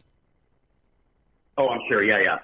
Anyway, you know what's crazy is, believe it or not, the mall up the road from us here in Sandusky just opened up, or is opening up, a new Tilt, which is super nostalgic for me. That's where I spent my formative years, was running around the Fort Wayne Mall in Indiana at the Tilt. And I can't believe when I saw the announcement that they're opening one here, it just brings me back. So I'm excited to see what they're going to do with it. But they opened up what's called a Tilt hallway outside of where Tilt is opening the mall, with all the claw machines and games and stuff out there as they prepare for the space to open and move everything in. So I'm sure we'll be showing that off too when that the return opens of up. Tilt. Something different than just the resorts around here. Because it's just, we love Kalahari, we love Castaway Bay, we love Cedar Point, but they're all resort prices, and maybe something a little bit cheaper might be good for the masses. All I'm thinking about is the rent, because I know what I was paying when we were going to build. Oh my God, at a mall rent, yeah, it's crazy. Probably. I'm telling you, because the place we were on construction, literally, we knocked down 3 units. The 3 units would have been $21,000 a month in rent for my arcade in the Westfield Topanga Mall. $20,000. Definitely won't be like that here. Can't be. The mall is. I honestly, I'm surprised. I love Sandusky. We've been here for almost a year now. It's home now to us, but I can't believe that mall has survived this many years. There's nothing inside of there. There's a Foot Locker. There's a Bath and Body Works. There's the weirdest Star Trek Federation store. I think it's just owned by a guy who likes to collect Star Trek stuff, and he's putting together a full a huge replica size of, the whatever, I can't remember the name of the ship now. The Enterprise on there. And it's like, he's just paying for that space to hold on to all his collectibles, and then he sells them every once in a while. I don't know. The mall business is dead. I don't know how. Good for Tilt. I didn't even know they were still around, but okay. Neither did I. So when they announced that they were opening a new one in a dying mall, I said, who's running these companies? So I can go to that mall right now and go live, and I bet we see 8 people. We see 100 workers standing at their booths and standing at the nail salon, and there's only one food court restaurant that's still open, and it's a Chinese place. The thing is, next to the food court are 3 nail salons, so it just smells like a mix of chemicals and Chinese food. It's the most uninviting smell when you walk into the mall, and Caitlin and I always comment on that, going, who the heck put these together? The fact that I could actually smell that as you said it did not help. It's probably a money laundering operation. You can smell it, right? The acetone smell and the chemicals for the nails, and then that mix of General Chicken smell all together when you walk into the mall. I love MSG in my acetone. Oh my God. Well, you have a good live. Thank you for calling in. I appreciate the support. Yeah, I tried to call in earlier because I heard your number, and you were struggling with the phones this morning. I said, well, I don't know if anyone's calling, but I'll call just to see if I can help them test it. And then I had to run an errand and figured when I got back, I'd give you a call and just say, hey. But I miss you, man. I hope you're doing well. Hopefully we can connect soon. Yeah, I look forward to it. We'll chat sometime offline. I appreciate you. Have a great day. All right, buddy. Have a great day, man. We'll talk soon. Thank you, Brady. Send my best to Caitlin. Bye, guys. They are such fantastic people. That was Brady, Cedar Couple, TikTok. But that's what they do. They play arcade games all day. And it's funny. I remember somebody approached me when I had my arcade back in the day, and she wanted to stream. And she came in and she streamed the arcade, and I sat in the office because I didn't understand it. And she had a tripod, and I had 5,000 square feet, so I had over 100 operating vintage arcade games. And not these multi-machines, but individual vintage games. And she spent hours in there running around playing games with her audience. I didn't have this platform then. I can only imagine. So I have a few classic games left in the garage. I got Marble Madness back to life, as I was just telling Brady. 407-504-1889. But yeah, it's not that we're going political, and we will get back into the park. The problem is that word is so scary for people. And it's just more of I want to create a space for conversation. I want to create an opportunity for people to talk, to vocalize things beyond Disney. And again, what I think has always made Disney so special for most of us is the fact that it celebrates this nation. You know, Walt set out to replicate his hometown, hence Main Street. So there's a direct correlation between the Walt Disney Corporation and Americana. So, yeah, you know, to Frank's question, no, I'm not going political, but I want to talk about stuff. And there's only so much I can hold back. So I'd love to hear what you have to say. 407-504-1889. I really don't know what happened with the phones today, so I'll fix that later. You know, the idea is for you to call in. We'll take your calls, answer your questions, discuss whatever you want. I'll answer anything, okay? So don't be afraid to ask what's on your mind. You know, I like the idea of doing this. I like the idea of doing this for 4 hours in the morning. But if the phones aren't doing their job, then that's going to be a little prohibitive. But I think at the moment I've got it fixed. So 407-504-1889. Gotta get a little sip of coffee here. But that was very nice of Brady to call in. And, you know, I was actually going to have Cedar Couple on one of those early podcasts, the multis we did when we did one with Ozblog and we did one with Eugenia, and I was going to have them on to discuss some of the things that we inadvertently just discussed, because I am always trying to understand others' process. And those two, not only are they incredibly successful and incredibly kind, but and supportive, but when I look at them, I'm like, again, you are partners in life, you are partners in business, and there's an upside and a downside to that, and I'm fascinated by that dynamic. And as he just reinforced, there can be challenges with that. I personally see more upside than anything, and I'm quite envious of that, because there's some mornings where you're like, man, if I just could have an extra 2 hours, if you could just carry the weight right now, just give me 2 hours, I'll be in the background. I notice that. I'll go into their lives sometimes, and he'll be in the front and she'll be in the back packing up orders or something, or vice versa. So it's got to be great to have that extra help, that extra balance, as it were. 407-504-1889. We'll put this up on YouTube. We'll put this out wherever you get your podcast. It will be put out under the Influence podcast feed. We do the weekend podcast pre-recorded with Kenzie, but these live radio replays will go up on the same feed so that everything will be consolidated. So as this evolves, you'll have one destination for your podcasts, okay? Of course, there's the YouTube component. There's really no TikTok side. Occasionally I'll put up a clip or whatnot, but that's how we're going to do this. And I do think over time there'll be a brand evolution. I am not abandoning Disney parks. I am not... I'll be back in the parks. I'm not saying that we won't be back in the parks, but I'm trying to focus on this. And the last few weeks for me have been spent sort of deliberating on what this looks like. I've been putting a lot of time into the tech side of things.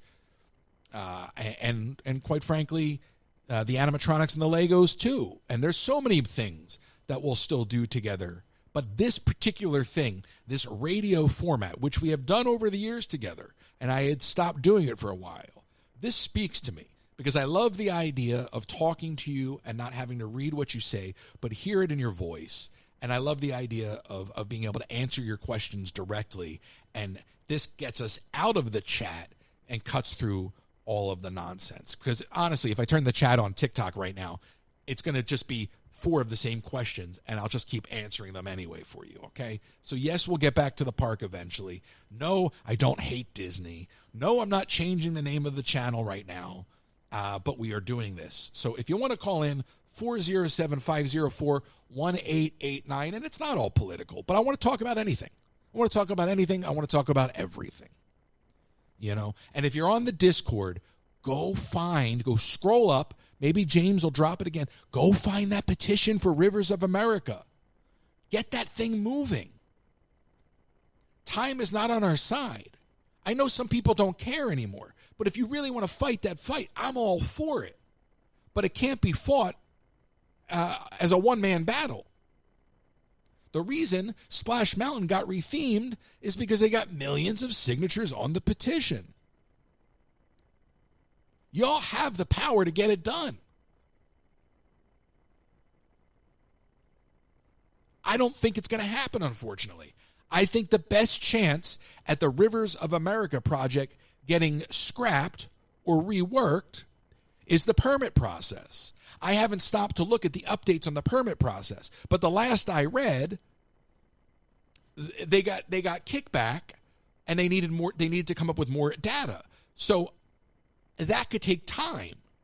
I don't know how much time. I saw somebody speculate that it could take 6+ months. But that 6 months will go by like that. So if you are really invested in making sure that they don't completely obliterate the Rivers of America, join the Discord, I'm sure they'll reshare it, find the petition, and get those numbers up. It's shocking to me that when it came to Splash Mountain being rethemed for being problematic, which it's not problematic, okay, there was no problem with all the fake outrage and the crying online. There was no problem getting millions of signatures on that petition. That's your only choice. There's not going to be a new CEO before it's too late. But I said it yesterday. I'll say it again. The only way you get the Walt Disney Company to give in is to embarrass them publicly. They do not like being embarrassed.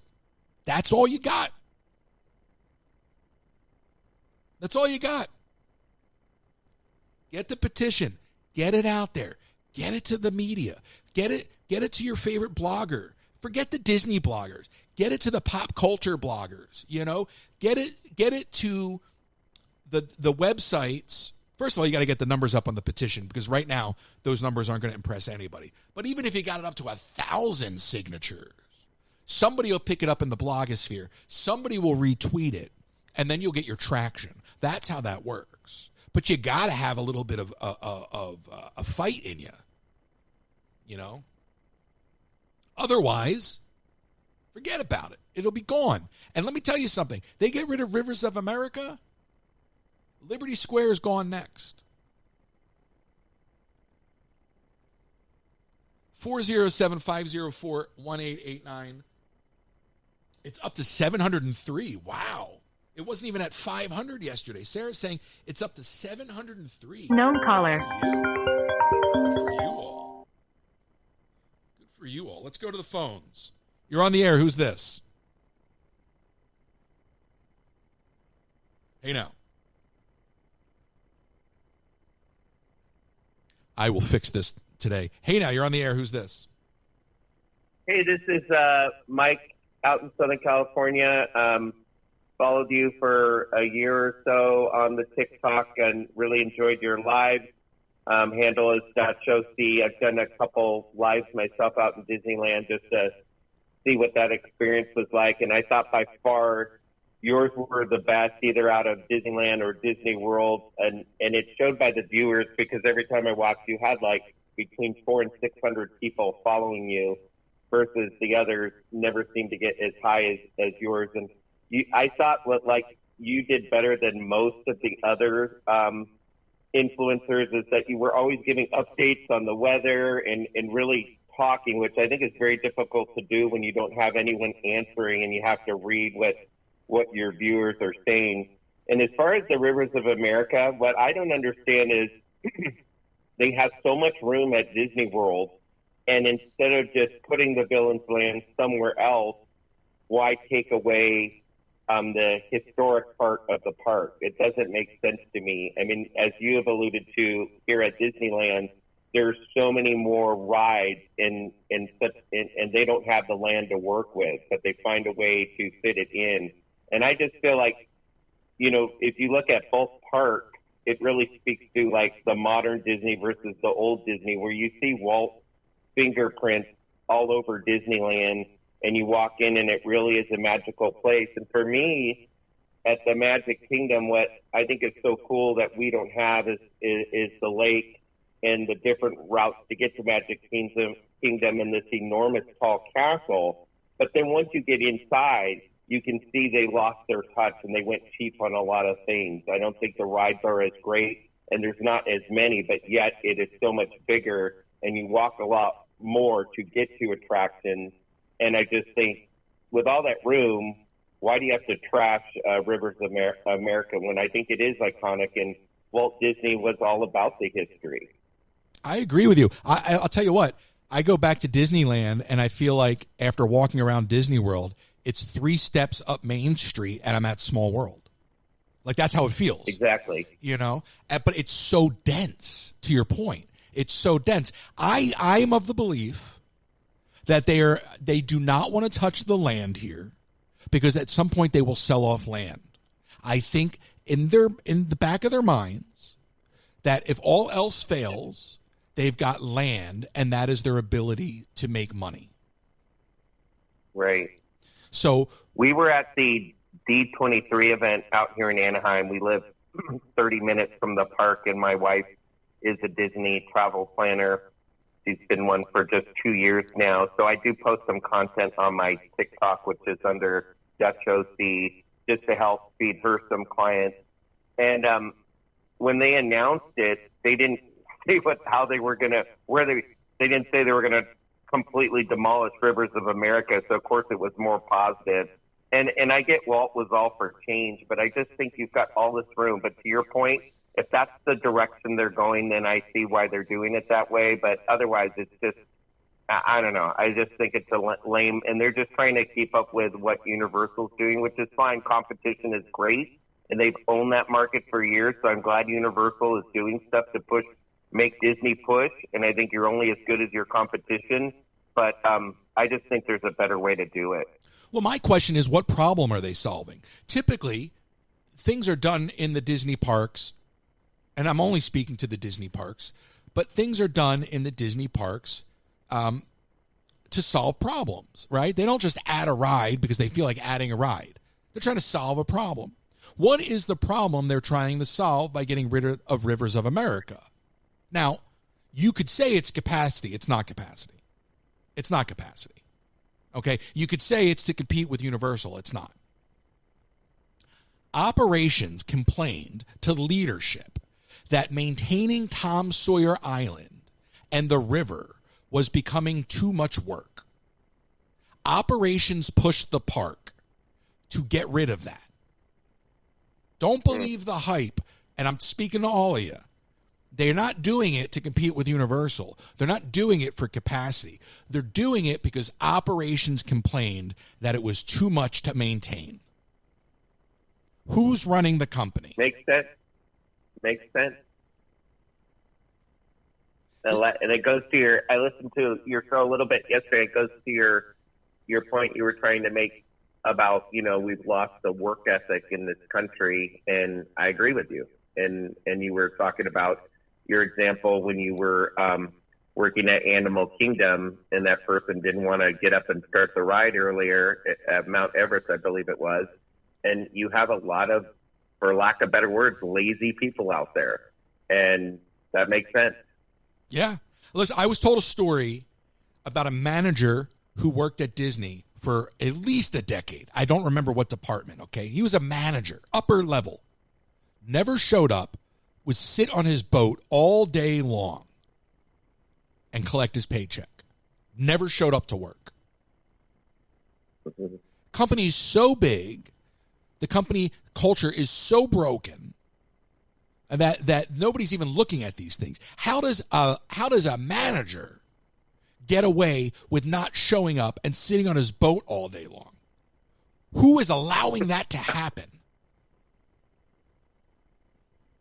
People not doing their job. There you go. Literally and figuratively.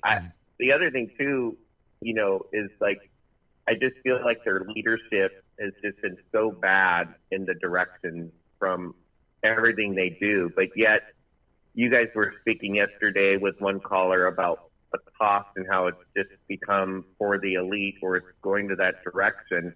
And what blows my mind is how we've had passes for several years, and I've talked to my wife about giving them up because it gets very frustrating to go, and then you can't enjoy the park because it's so freaking crowded. And what I've noticed out here is ever since the park reopened after COVID, you've got a lot more children being homeschooled and a lot more people that work from home or become self-employed and figure out a way to make money versus working for corporate America, which that's great. But then what you see now is a bunch of families, a bunch of people on the park on a Tuesday non-holiday, you know, where that used to be a great time to go if you could make it work with your work schedule.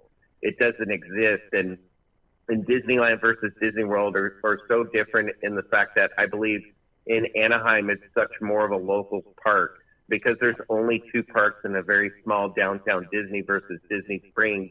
It's really maybe 3 days at most. It's not a full week vacation like Disney World is. So it's, I believe, 80% of the park is pass holders and locals, and these people just come 24/7. And I always think, at what point are they going to be priced out? Because Disney every year for the last several years keeps hiking up and raising their prices, but yet the parks remain super crowded about 7 days a week. I mean, once in a while you'll get lucky and you'll go there and you can actually get on some rides, but most of the time it's just packed. But this goes back to the larger issue. They can keep raising these prices and people keep paying them. So there's no. Yep, they do. They're not going to learn from that. I mean, obviously they're not going to. Would you? I wouldn't. I mean, if you've got so much demand, what's going to force you to alter your pricing structure? The problem is, and the brand, no matter how a classic Disney enthusiast can't stand where the brand's gone and some of the things they've done, but they haven't. I mean, you go on Facebook and on the conservative side of things, a lot of people can't stand the direction they've gone. And, I'm not going to Disney anymore, but I don't see it in the park. I just see it increasing with their audience. And the other thing I've noticed over the last 10 years that wasn't really much of a thing back in the day is the merch.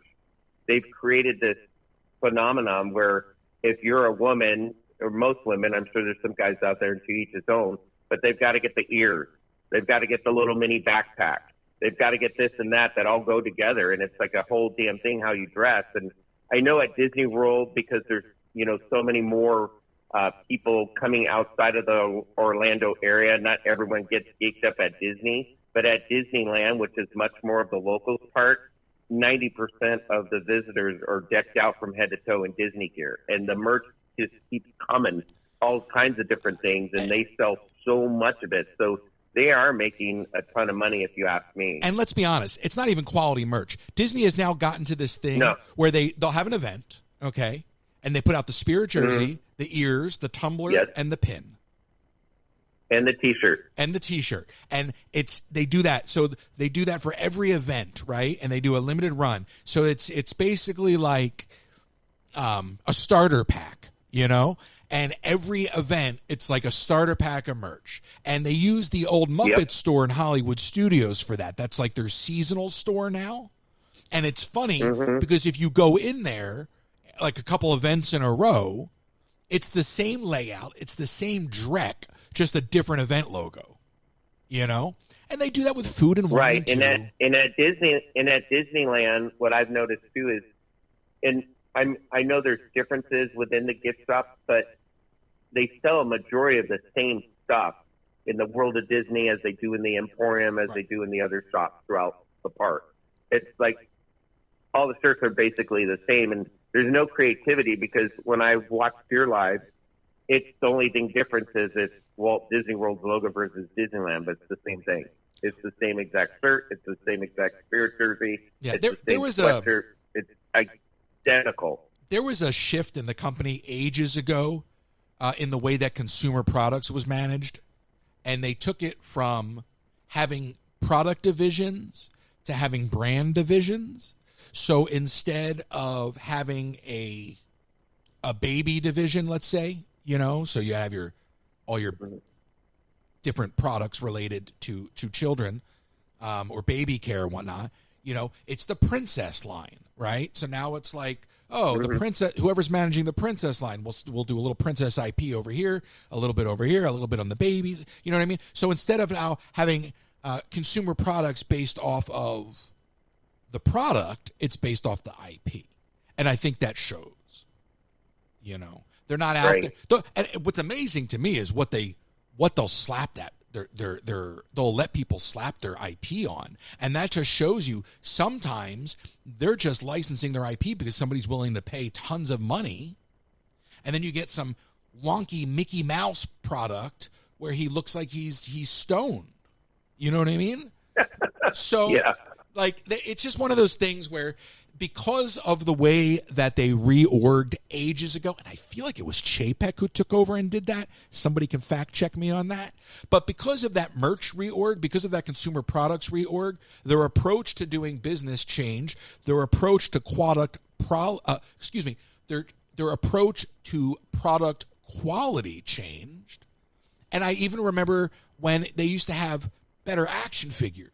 Now they have these bubble blisters that you go and you can have like 15 different Beauty and the Beast figures or 15 different whatever, Monsters Inc. figure, whatever it is, Toy Story, but they're all in the same bubble. You know, the Star Wars figures, and they're not posable. They're all in cheap injection molded crap. I remember those changes. I do too, and the T-shirt quality went down.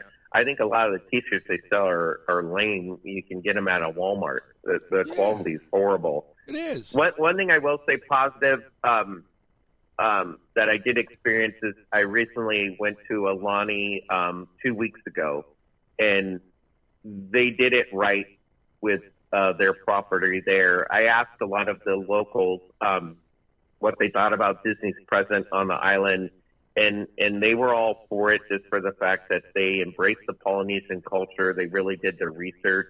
And if you go walk through the property, it doesn't reek Disney at all. The only way you know you're on a Disney property is seeing the characters and the gift shop. But they did an amazing job. It is a really great place. The service was excellent. Yeah, it's Disney money, but outside of that, at least you get really quality food and quality service. It's probably the best Disney experience I've had. And something I've seen in their, that they've recently done that I thought was to their old standards, which I haven't seen, going to Disney World and other places. That's good to hear. Yeah, I mean, I don't think you're going there for a Disney experience at that point. I think that's just more of them. No, it's putting a little Disney touch on your, Hawaii vacation.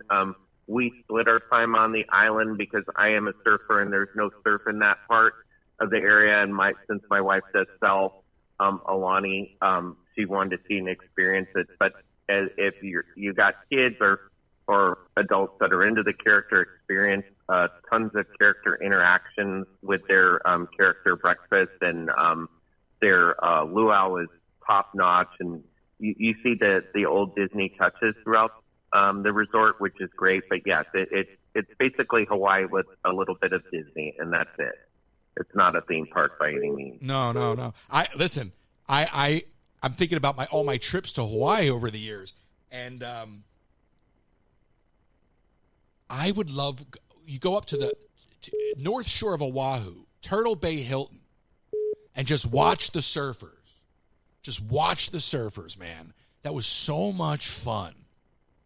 Hawaii is so gorgeous and so much fun. I never got into surfing. I always wanted to. Good for you. Where do you surf when you go to Hawaii? Well, I surf the South Shore most of the time because I just longboard now. I'm over 50. But I have surfed the longboarding spots on the North Shore. There's a place called White Plains. That's a great spot. And then all the breaks in Waikiki. I've surfed from Diamond Head all the way up to Ala Moana. It's just an amazing place. And unlike on the East Coast where you're now at, we have Mexico and Hawaii. That's it. We don't have a lot of different islands. But if you're going to have limited islands, I would take Hawaii over most because it is truly heaven on earth, if you ask me. A really great place to visit. And Yeah, that's the one thing, like when I have gone to Florida and tried to surf there on my Disney World trips, it's usually flat because it's usually dependent upon hurricanes. There's many great breaks, but still beautiful beaches on the East Coast as well, which is really cool. Yeah, but Hawaii's a whole nother level. Mike, thank you so much for calling. Yeah. I appreciate the feedback and the kind words. Yes. Take care. Day. Thank you, sir. I know you can hear the phone line, the other call beeping in. I don't know what happened today with the phones. I'll sort it out. You heard the beeping yesterday. There's a phone system I can use, and if we continue to do this and you like what we're doing, and please show your support over by knocking out that gift goal on TikTok, that's going to let me know you like what we're doing, then I'll upgrade to the better phone system. Because I do like talking to everybody, and there's a multi-line system that will allow me to take calls and put them on hold. So instead of you hearing that beep and me dropping people and waiting for them to call back, I can actually use the proper phone system.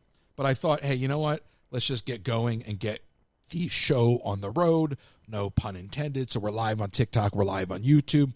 I'll podcast this out. The podcast will be under the name Under the Influence. It's a lot of unders. Under the Influence, wherever you listen to your podcasts, okay? 407-504-1889.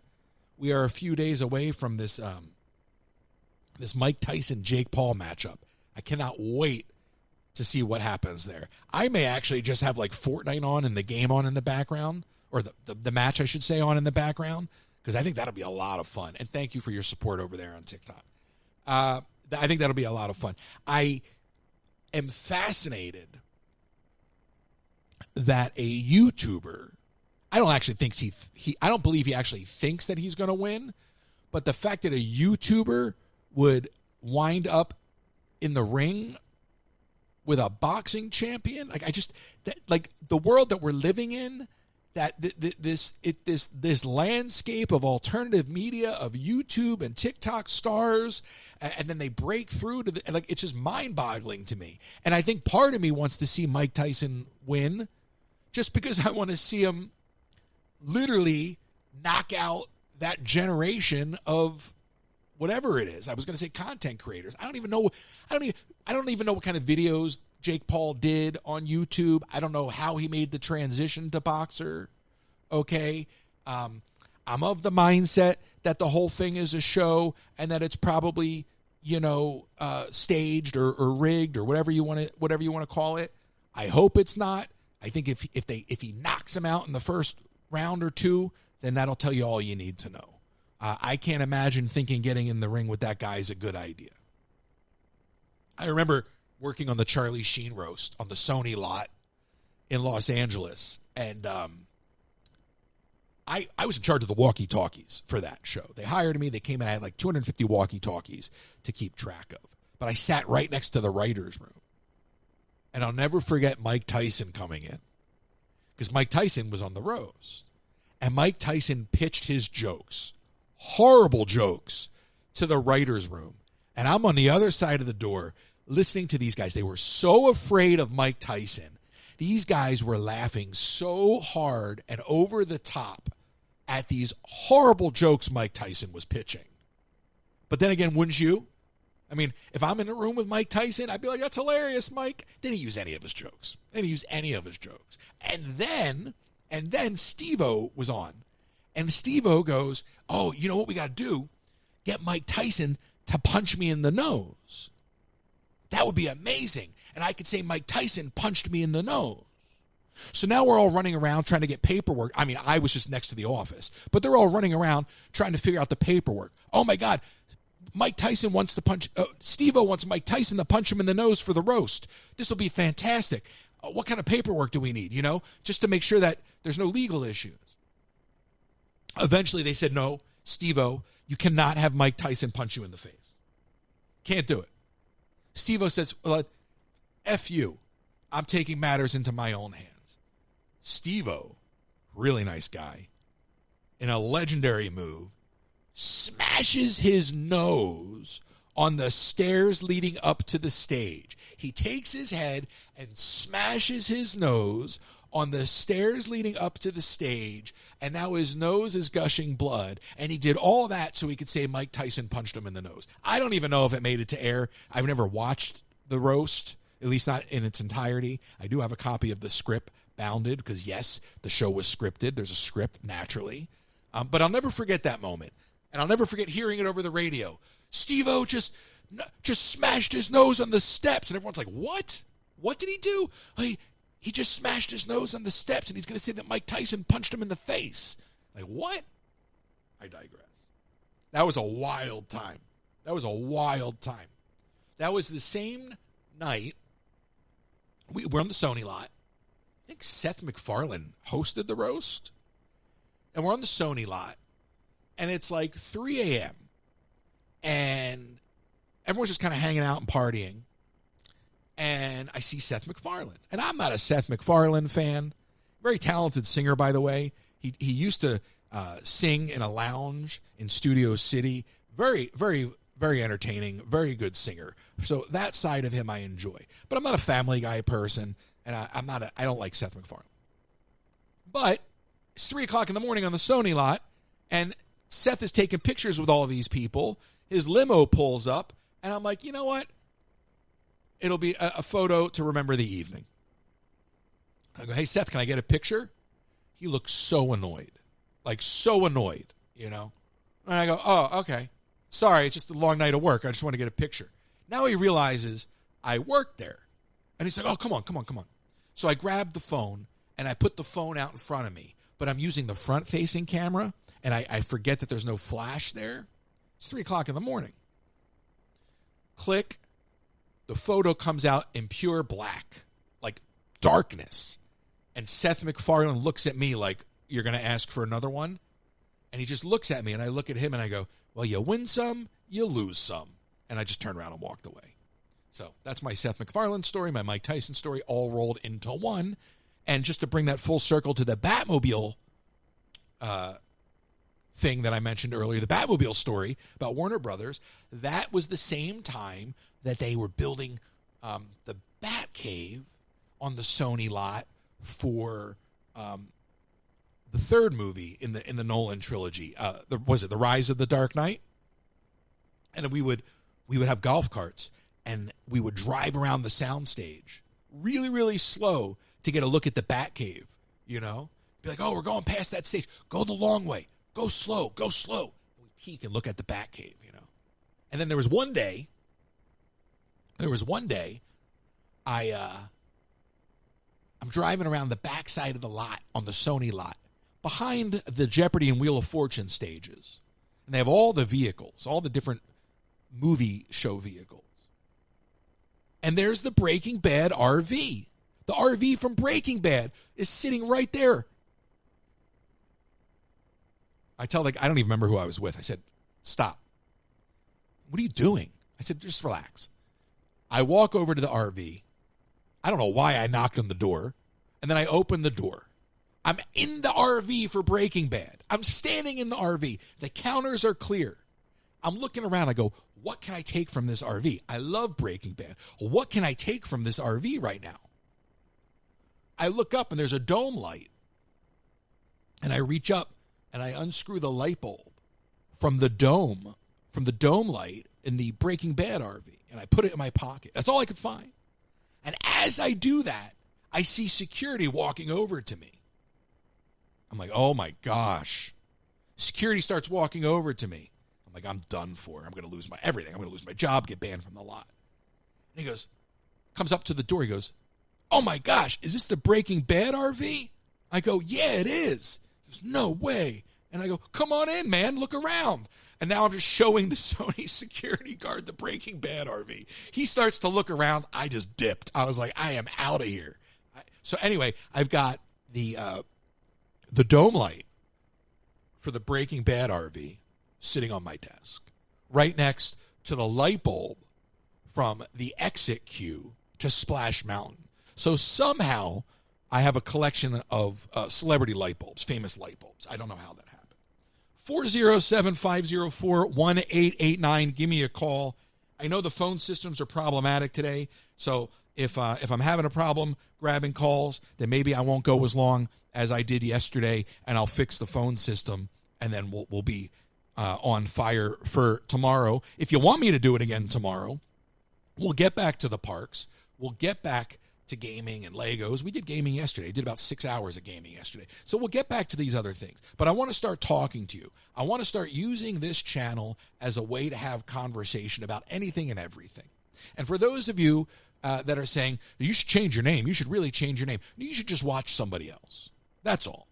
Like if you're hung up on that, just go watch somebody else. I'll miss you. I won't miss you. But for those of you that want to stick around and go on the ride, I appreciate you, and I appreciate the support. And I'm, in many ways taking a hit, both on the follower front, both on the revenue front by doing this, because this isn't what people expect, but it's important to me to start having these conversations. Somebody's got to do it. Somebody's got to do it. 407-504-1889. We're on YouTube. We're live on TikTok. Thank you for contributing to these gift goals. Let's try to knock out that gift goal. That's going to let me know you like the format, okay? And that's going to help. All right? It is what it is. 407-504-1889. Call me. I'm happy to talk to you. I'll answer anything. Really, ask me whatever you want. The reason the comments are off on TikTok is because, generally speaking, those comments will be, why aren't you in the parks? Why don't you like Disney? All of these things, which are just absurd. Okay, the comments are on YouTube, and it's pretty chill over there. I don't even know who's still over there on the YouTube side of things. But it seems like most folks are hanging out there, and there doesn't seem to be any real issues in the comments. I do see that we're up to 703 signatures on the Rivers of America petition. Nice job. If y'all get that up to 1,000 and push that out there on Twitter and some of the other social media platforms, maybe you'll get that to pop. But you got to do it, folks. And that's something I'm going to talk about every day when we do this.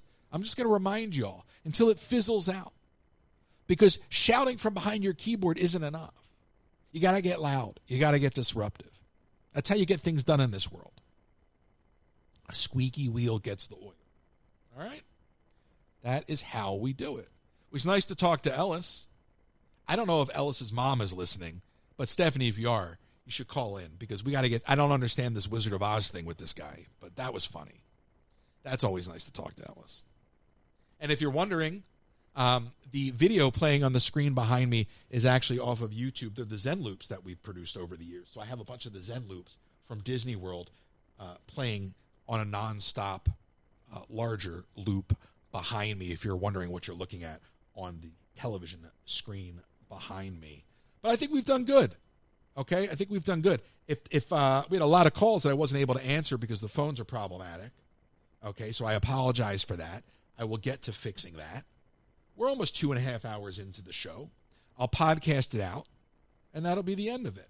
If we get another call here, great. If not, I'll wind it down. We can do this with your support. We can do this in the mornings, and then we can do other things in the afternoon. All right? Really, we can do whatever we want. There's no template here. I just think it's really important to start talking to y'all. And I think it's really important to start to use this platform to have more productive conversation. I don't care if you agree with me. I don't need to agree with you. But discussing our differences, whether it's about Disney, the state of the world, caller. Any of these things, to me, that's what it's all about. And I just feel like after 3.5 years, if I'm going to stick around with y'all, then I'm just going to start speaking more and more about how I feel because I don't feel like there's enough adults in the room anymore. I just don't feel like there's enough adults in the room anymore. I thought I just answered that call, too. See? Call from Miss Tanya. You're on the air. Who's this? Hey, this is Natanya. Hey, how are you? I'm good. I'm on borrowed time. The newborn's asleep, and my older two aren't fighting each other yet, so figured I'd call in. Take the win. Yeah, nice little peaceful moment in the morning. Okay, so I got to know the Rush Limbaugh lore. I've been waiting since yesterday. The Rush Limbaugh lore. Okay. Or the Justine Bateman stories. Wait, what do you want to know? You want to know about Justine Bateman or you want to know about Rush Limbaugh? I don't know. I'm not good at making decisions. All right, Listen. I'll do both. I'll get the Rush Limbaugh right. thing out of the way. You'll stick around for Justine Bateman. So, All right, and then if the baby starts crying, I might dip out. I apologize. whatever, I can just put you on mute and you can hang and listen, and when I ask you something, I'll come right back to you. So, all good. That works too. Not this previous election, but the one before. Okay, I was helping produce a podcast for a guy by the name of John Melendez, who used to be the host, the announcer on The Tonight Show for Leno, was on Howard Stern.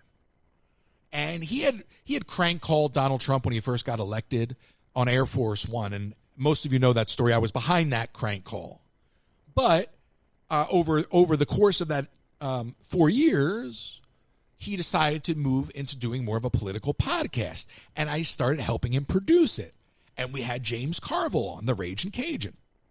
So James Carville comes on, and he must have had a couple glasses of wine, because he was he's always unfiltered, but he was on fire. And I used to run John's Twitter. And I used to check the analytics. I was like addicted to the growth. I've done this for other people, right? So I learned very quickly how to leverage small video clips to get millions of views. I learned how to do it. It wasn't very complicated. I just figured out what worked. So Carville comes on and he starts bashing Trump. And I pulled a clip and I forget what the tagline was I used, because I used obviously a clickbaity tagline.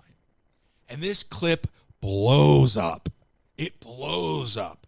And it winds up on the Drudge Report. No. The clip blows up and the clip blows up and Rush Limbaugh has a meltdown over it. And then it makes the cover of the Drudge Report. Because I didn't listen to Rush. So I see it on the front of Drudge. And I'm like, oh my gosh, I got Rush Limbaugh all bent out of shape from my couch. But that was it. James Carville let it loose. I pulled the clip. I don't even remember how many views it got. But yeah, it made the front of Drudge because Rush had a meltdown. And I was very proud of myself.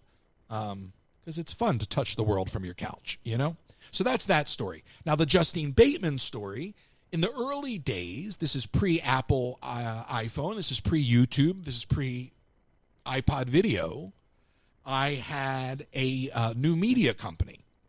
And I was partnered up with a company by the name of Reveille. Reveille produced The Office. Okay, I have a technology patent. I still have it. And long story short, Justine Bateman had a company that I was trying to do business with. She was the content, we were the technology. She was a lunatic. She still is a lunatic. I'll never forget, I think I told the story yesterday. I'll tell you again, Natanya. And I don't know if you're gone or not. If you're still there, let me know. I just unmuted you. But, she was nuts. Literally nuts. And I'll never forget her yelling at me that it was my job to sell her TV show. I'm like, I'm the tech guy. It's not my job to sell your TV show. And I'll never forget her business partners apologizing and explaining to me that this is what they have to deal with on a regular basis. She's just crazy. She's just crazy and unhinged and seeking attention. So she's out there on Twitter. And by the way, she's gotten a week of attention. And she's already now talking about her screenplay and trying to get it made. So she doesn't care about you. Okay? She doesn't care about you.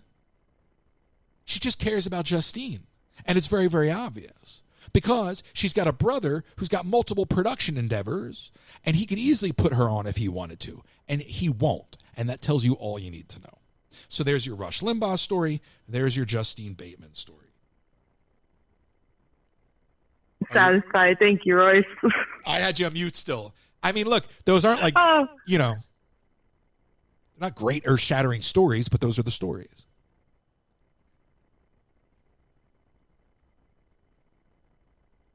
I think she's dealing with the baby. Natanya, very lovely to speak to you. Natanya's been watching me forever. Forever. Thank you, Natanya. But those are your stories, okay? Those are your stories. Thank you all for contributing to the gift goal. Kim's laughing. Yeah, listen, I just tell it like it is, man. I just tell it like it is. She's out there now soaking up her 15 minutes all she's trying to do is leverage everybody's frustration for her own benefit. You know what I mean? And I don't like that. I don't like that. I'm always going to be real with you, for better or worse. And if I lose followers, if I lose viewers, because I'm telling you the truth, whether it's James Gunn, okay, or whether we're talking about, whoever. I'm going to tell you the truth. Justine Bateman, whoever. I'm going to tell you the truth, okay? That's just it. And at the end of the day, there are a lot of stories that I have not shared with you all in 3.5 years. So if we continue to do this, there's a lot of things you're going to learn. There's a lot of people I've crossed paths with. Alex Jones's ex-wife. McAfee before he wound up dead. I've dealt with these people. I've had interactions with these people. Mark Cuban. I've had interactions with these people. And I've seen a lot of these people for who they are. See, I think Mark Cuban's a fantastic businessman. But I think what we saw in the last couple weeks was a grown man having a mental breakdown in public. Because at the end of the day, when these guys with all these billions of dollars start speaking up, you have to ask yourself why. Are they speaking up for me? Are they speaking up for us? Or are they speaking up for them? You know what I mean? Because at the end of the day, and I really don't care what your affiliation is, your political affiliation, your religion, I don't care. But at the end of the day, it is very simple. It is the working class, and it's everybody else. Okay? It is the working class and everybody else. Above and below, right? The poverty level, okay? The 1% at the top, but it's the working class in the middle that take the brunt of everything. Everything. And I'm just tired of not talking about it. And I'm tired of watching people eat each other alive for all the wrong reasons. Okay? I'm tired of people staying in their corner, refusing to have honest conversation because they know they're not going to agree. The way that we have to create progress is by being disruptive in any aspect of life. It takes friction to make motion, okay? You have to be disruptive. The reason Walt Disney was so successful with Disneyland is because he was disruptive. Everybody told him from the banks down, nobody cares. The consumers, the general public, they don't care about cleanliness. They don't care about these things, Walt.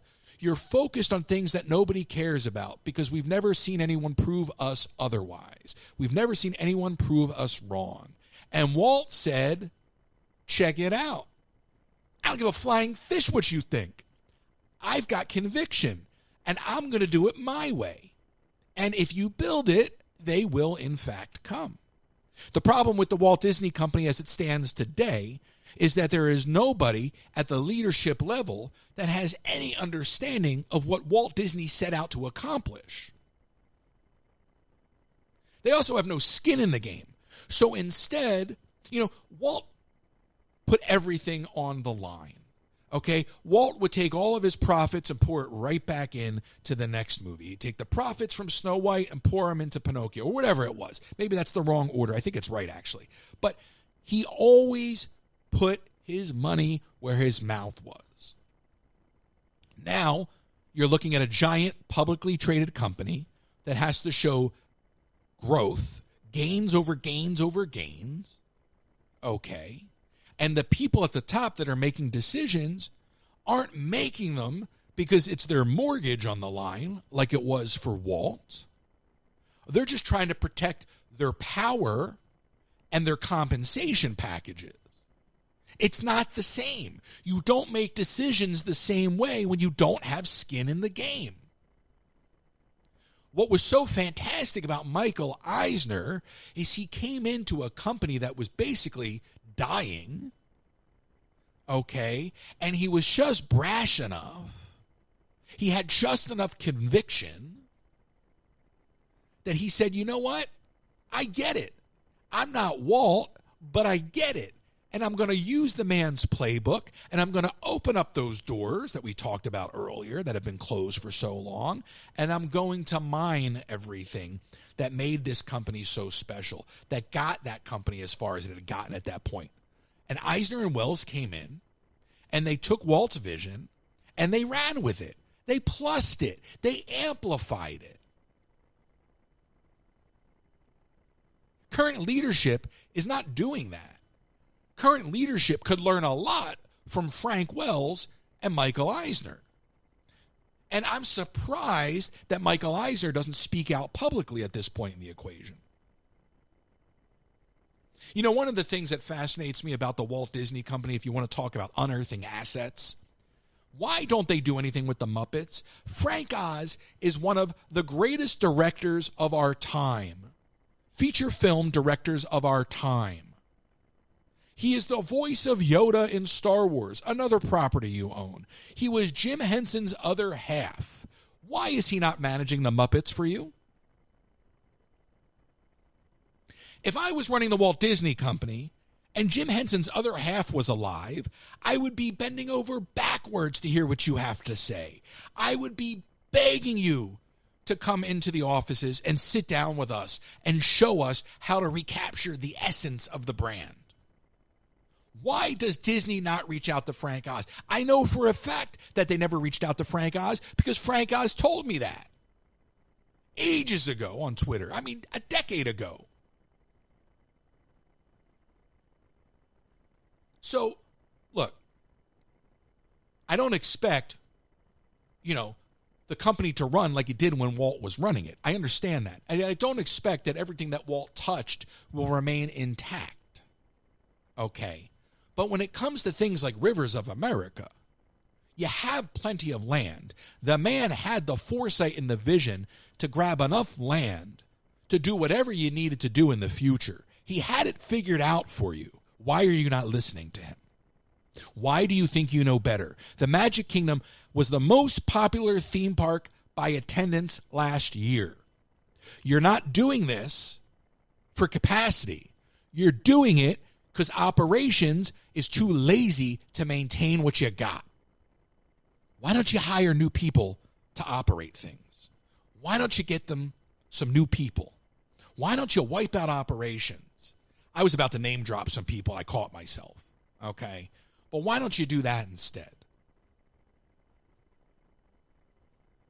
I'm surprised that you're not turning Rivers of America into a DVC lounge. Unbelievable. All right, last chance to call, last chance to knock out that gift goal. Thank you very much. 407-504-1889.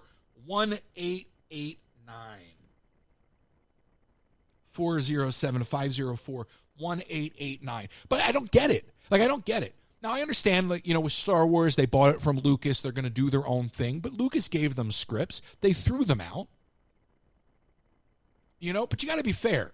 A lot of people want to blame Kathleen Kennedy for the current state of Star Wars. Blame George Lucas. He sold Lucasfilm to Bob Iger and then appointed Kathleen Kennedy the head of Lucasfilm. So when the company was brought into the fold, they inherited her.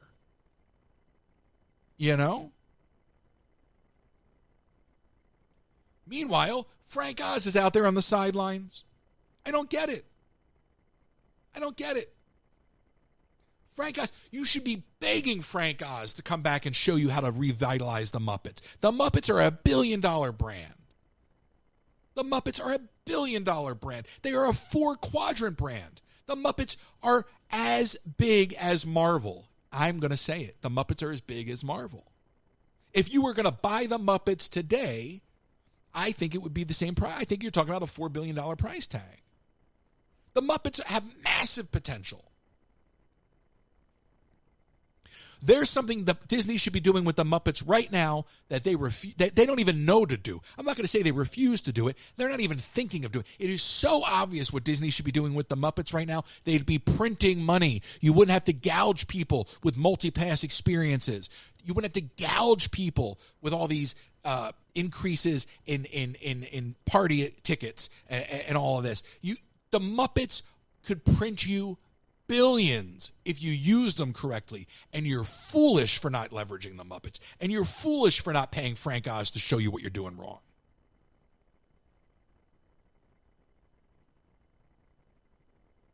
I don't know if anyone else is calling in. I'll fix the phone lines this afternoon. 407-504-1889. Otherwise, I'll just wrap it up. All right, last opportunity to call in. Otherwise, I'll wrap it up. But I'll work out the phone lines. 407-504-1889. Then we'll come back later and maybe do some gaming or whatnot. Help us out by knocking out that gift goal, please and thank you.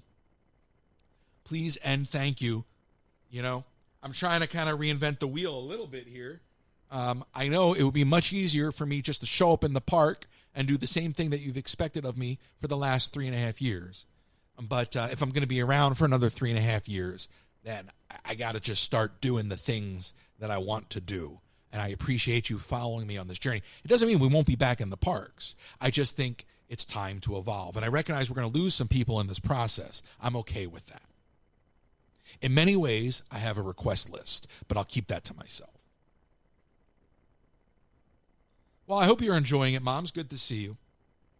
All right. So I think what we'll do, unless somebody calls as I wind this down right now, is we'll just wrap it up. I'll sort out the phone lines. I'll podcast this out. Not every episode needs to be the same length. You'll have the opportunity to listen to it under the title, Under the Influence, wherever you get your podcasts. And, of course, the replay here on YouTube. And then I'll come back later on TikTok today doing something. I don't know what yet. I haven't decided. But I do like the idea of turning this entire thing into much more of a variety, you know? I really do. And I like talking to y'all. I appreciate the callers. I'll fix the phone system, okay? I'll fix the phone system, and we'll keep it going. I think what I'm going to do is I'm going to cut the feed here. Stick with me on TikTok. I'm going to turn on the comments, and we're going to do a little talk here on TikTok for a minute. But I'm going to cut the show. I'm going to cut YouTube, and we're going to see what we can do, all right? So thank you all for tuning in, and I will see you next time.